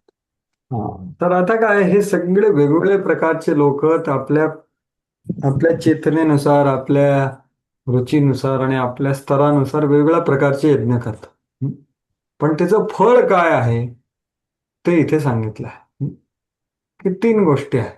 की पहिले त्यांचं पाप नष्ट होतं, यज्ञ क्षपित कल्मषा, त्यांचं कल्मष नष्ट होतं आणि ते यज्ञाद्वारे फळ प्राप्त होतं, ते अमृत किंवा सुख त्याचंच ग्रहण करतात. पण ते अनुषंगिक फल असतं. महत्वाचं फल काय असतं, मोक्ष प्राप्ती किंवा भगवत प्राप्ती. तर सर्व या देव, द्रव्य यज्ञ, वेद अध्ययन, ज्ञान यज्ञ, योग यज्ञ यांचं सर्वांचं मूळ उद्देश काय आहे, इंद्रिय संयम. आणि म्हणून जोपर्यंत इंद्रिय तृप्ती विरहित स्तरावर स्थिर होत नाही तोपर्यंत सच्चिदानंद स्तरापर्यंत उन्नत होऊ शकत. आणि पुढचा श्लोक इथे आपण विराम देऊ. किंवा प्रत्येक माणसाला यज्ञ करणं गरजेचं आहे. तर 3.10 ते 16 तेच सांगितलं ना की यज्ञ, मनुष्य जीवन हे यज्ञ करण्यासाठी आहे. मग जो आपण करू शकतो तो यज्ञ करायचा. तर नाम संकीर्तन पुढचा श्लोक आहे, नायं लोकोस्ति अयज्ञस्य कुतः अन्यः कुरुत सतम्. वाजवा. यज्ञ केल्याविना मनुष्य या लोकामध्ये किंवा या जीवनामध्ये कधीच सुख प्राप्ती करू शकतो. तर पुढील जीवनाबद्दल काय सांगावे असं भगवंत सांगतात. तर हे अज्ञानामुळे जे करतात, पापमय जीवनास अज्ञान कारणीभूत आहे. पापमय जीवन हे मनुष्याचं भौतिक अस्तित्व लांबवण्यास कारणीभूत आहे. तर बघा, हेच आपण बघायचं की कुठे आपण हे करत आहे तर आपण नाही करायचं. या जंजाळातून बाहेर पडण्यासाठी मनुष्य जीवन एक मार्ग, सुटकेचा मार्ग. म्हणून आपल्याला ज्ञान देण्यासाठी काय, वेद आपल्याला जंजाळातून सुटण्यासाठी धर्म, अर्थ, काम आणि दुःखमय अवस्थेतून पूर्णपणे बाहेर पडण्याचा मार्ग म्हणजे मोक्ष. धर्माच्या मार्गामुळे किंवा सांगितलेल्या विविध प्रकारच्या यज्ञामुळे आपोआपच आपल्याला आर्थिक समस्या सुटतात. तर हे आहे. परंतु एका मनुष्यात प्राप्य असे परमोच्च सुख म्हणजे कृष्ण भावनेद्वारे आध्यात्मिक लोकांमध्ये प्रवेश करणे. म्हणून कृष्ण भावनाभावी जीवन हेच भौतिक जीवनाच्या सर्व समाधानाचे समाधान आहे. तर बरोबर आहे, आपण आता सांगितलं संकीर्तन यज्ञ. संकीर्तन यज्ञ तर आपल्याला करायचाच आहे, कलियुगामध्ये तोच सांगितलेला आहे. पण तो करतानाही आपण भगवंतानीच हे सगळे बाकीचे यज्ञ बनवले आहेत ना. आणि आपण जर का गृहस्थ आश्रमात असो आणि आपण उपजीविका करत असो तर आपण त्याचाही विचार केला पाहिजे. किंवा आपण संकीर्तन यज्ञ करतो म्हणजे काहीही करू शकतो असं नाही.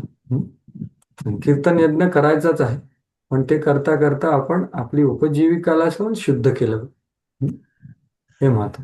ठीक आहे. तर आता 9:04 झालेले आहेत, ते आपण विराम देऊ आणि पुढच्या वेळी हा अध्याय तर संपूर्णच जाणार. 32 पासून आता 10 श्लोक राहतात. हरे कृष्णा. दंडवत. धन्यवाद. श्रीमद भगवद्गीता की जय, श्रील प्रभुपाद की जय. हरे कृष्णा. तर धन्यवाद. मी सगळ्यांना, मी जे काय सांगितलं त्यांनी कोणाला काही कन्फ्युजन किंवा दुःख झालं असेल तर माफ करा. मी जे काय सांगितलं आहे ते सांगण्याचा प्रयत्न केला, पण तुम्ही तुमच्या वैयक्तिक मार्गदर्शन घ्या भक्तांकडून तिथल्या. ठीक आहे. तुम्ही व्यावहारिक प्रश्न विचारले, खूप धन्यवाद. हा बोला मग. हरे कृष्णा. हा बोला. एक मिनिट, एक विचारू. हा बोला ना मग. तर ज्यांना थांबायचं तर थांबा, ज्यांना प्रभूजी जायचं तर तर जाऊ शकतो. आमच्याकडे पाहुणे आलेले होते बरं का. तर त्यांनी एवढा हट्ट घेतला होता की आम्हाला कांद्या लसणाचे पकोडे पाहिजे म्हणे बरं का. तर मी कांद्या लसणाच्या ऐवजी म्हणजे त्याच्यावर आमची 1 तास चर्चा चालली होती की मी म्हटलं मी भगवंताला अर्पण केलेली वस्तू खाऊ घालील बा, असं ती मी कांदा लसूण मी तुम्हाला देऊ शकत नाही. तर त्यांनी असा हट्ट केला का ते म्हणे नाही आम्ही तुमच्याकडे जेवणच करणार नाही म्हणे. तर मग मी काय केलं, त्यांना 1 तासभर मी आज दुसऱ्या रूम मध्ये त्यांना घेऊन गेले बरं का. तर आमच्या प्रभूजीने सांगितलं की त्यांना इथं बोलायच्या गोंधळामध्ये त्यांना ठेवा बा तुम्ही. तर मग त्यांनी हे केलं इकडं. तर मी त्याच्यामध्ये काय केलं, अद्रक आणि आपली कोबी असते ना, कोबीचे पकोडे केले बरं का त्यांना. तर म्हणजे अद्रक घालून जे मी पकोडे बनवले तर त्यांना ते अतिशय लसणाच्या सारखा वास आला. तर ते ज्या वेळेला मी खायला बसले ना, तर त्यांनी सांगितलं का तुम्ही काय केलं म्हणे. म्हटलं कांदा लसूणच टाकलं म्हटलं मी त्याच्यामध्ये. तर त्यावेळेस मी खोटं बोलली, तर मग ते पाप लागलं की काय झालं बा असं मला नाही त्यावेळेस. नाही, याच्यामध्ये काय प्रॉब्लेम नाही. याच्यामध्ये काय प्रॉब्लेम नाही, पण त्यांना नंतर तुम्ही त्यांना नंतर 2-4 वेळा खाल्ल्यानंतर सांगू शकता, अरे हे हे खरं ह्याचं नाहीच आहे, पण तरी तुम्हाला आवडलं ना नक्की. बघा नंतर मग ह्याच्या शेवट जेव्हा त्यांची जेवण वगैरे झाली ना, तर हम्म. मी त्यांना बोलली की मी याच्यामध्ये कांदा टाकलाच नाही, कारण ते कांदा मग चिरेपर्यंत माझ्याजवळ बसून राहिले होते. हा मग काय बोलले ते मग? पण मग मला इतकं कन्फ्युज झाले मी, आता हे तर इथून उठा ना, मग काय करायचं म्हटलं, आपल्याला तर भगवंताला अर्पण केल्याशिवाय तर त्यांना द्यायचं नाही. मग मी त्यांना दुसऱ्या रूम मध्ये नेलं होतं. पण ते एवढे एकदम खाल्ले बरोबर. होते ना की हो हेच महत्वाचं आहे. काय आहे, आपल्या आत्ताचे विचार काय लोकांचे, की अरे हे घातल्याशिवाय आपल्याला तशी जे काय तथाकथित चव असते तशी येऊ शकत. तसं काही नाही. अहो चहा कॉफीसाठी सुद्धा हर्बल चहा, हर्बल कॉफी आहे ना, तुम्हाला माहिती आता ते असेल. प्रत्येक वेळेस आले का प्रभूजी त्यांना त्याच पद्धतीचे पकोडे हवे असतात. बस मग चांगलं आहे, बघा ना त्यांना आवडलं, तुम्ही प्रसाद देतात त्यांना. चांगलं आहे, ह्याच्यामध्ये काही प्रॉब्लेम नाही माताजी, खूप चांगलं आहे. चार्जर तुमचे पकोडे घेऊन ते भक्त बनतील हळूहळू. नाही म्हणजे माझं बोलण्याचा उद्देश असा झाला की मी अतिथीसोबत अशी खोटं बोलली ना, तर मी हे टाकलं बा असं. नाही तेच, पण हे जे खोटं आहे ते एवढं तुम्ही नंतर सांगितलं पण ना त्यांना. मग मी सांगितलं नंतर जेवण हा वगैरे झाल्यानंतर सांगितलं. हा, भगवंतासाठी तुम्ही केलं ना हे, याला एवढं सिरियसली घेतलं नाही जाणार. भगवंत म्हणतील अरे हे फार भारी डोकं लावलं. याच्यामध्ये काही प्रॉब्लेम नाही मला. खूप चांगलं आहे, सुंदर. प्रत्येक गोष्टीसाठी ना पर्यायी गोष्ट आहे. हेच आपण त्यांना खाऊ घातलं ना, ते सगळे लोक सोडायला तयार होतील actually. पण त्यांना माहितच काही नाही. वेळेस नाही काही वेळेस असे हट्टी पाहुणे येतात ना प्रभूजी आमच्याकडे, तर ते काही वेळेस पर्यायच राहत नाही, म्हणजे असे जवळच बसून राहतात का हलतच नाही ते आमच्यापासून, असे काही असे पाहुणे येतात. नाही त्यांना हळूहळू थोडस, आता तुम्ही तर दोघेही प्रभूजी माताजी दोघेही भक्त आहेत ना तुम्ही, त्याच्यामुळे हो. हा आता मग तुम्हाला काही आमच्या प्रॉब्लेम आपल्या नाही. घरात हा घरातले सगळे भक्त आहेत, मग तेव्हा अतिथ्यांना हळूहळू आपण त्यांना थोडस हे करावं, हळूहळू. त्यांना दुखवायचं नाही, पण त्यांना कळायचं की तुम्ही आम्हाला नका दुखवू. बघा ना, आपले संबंध म्हणजे काय असतात, की आम्ही तुम्हाला खुश करतो, तुम्ही पण आम्हाला खुश करायचा प्रयत्न केला पाहिजे. ह्यावेळी मी बनवलं, पुढच्या वेळी मी तुम्हाला चांगली चव खाऊ, तुम्हाला खुश करणार मी, पण ते नाही घाल, चालेल का तुम्हाला? असं. तर संबंध तोडायचे नाही आपण, पण त्यांना हळूहळू हे करायचं. वेळ लागतो, वेगळे असतात ना पाहुणे. ठीक आहे. हरे कृष्ण. अजून कोणाचं काय आहे? हरे कृष्ण. प्रभूजी, हा तुम्ही जे बोला. 2 अध्यायांची PDF पाठवले ना, तसं हा ते 3ऱ्या अध्यायाची पण पाठवली तर चालेल. हो हो पाठवतो माताजी. कोणी मी म्हटलं कोणी मागत असेल तर पाठव, नाही तर काय कोणी मागत नसेल काय करेल. नाही ठीक नाही, आहे ते पाठवतो. प्रश्नोत्तरांसाठी उपयोग होतो त्याचा भरपूर. हो चालेल पाठवतो. हरे कृष्ण. हरे कृष्ण. श्रीमद भगवद गीता की जय, श्रील प्रभुपाद की जय. हरे कृष्ण. धन्यवाद.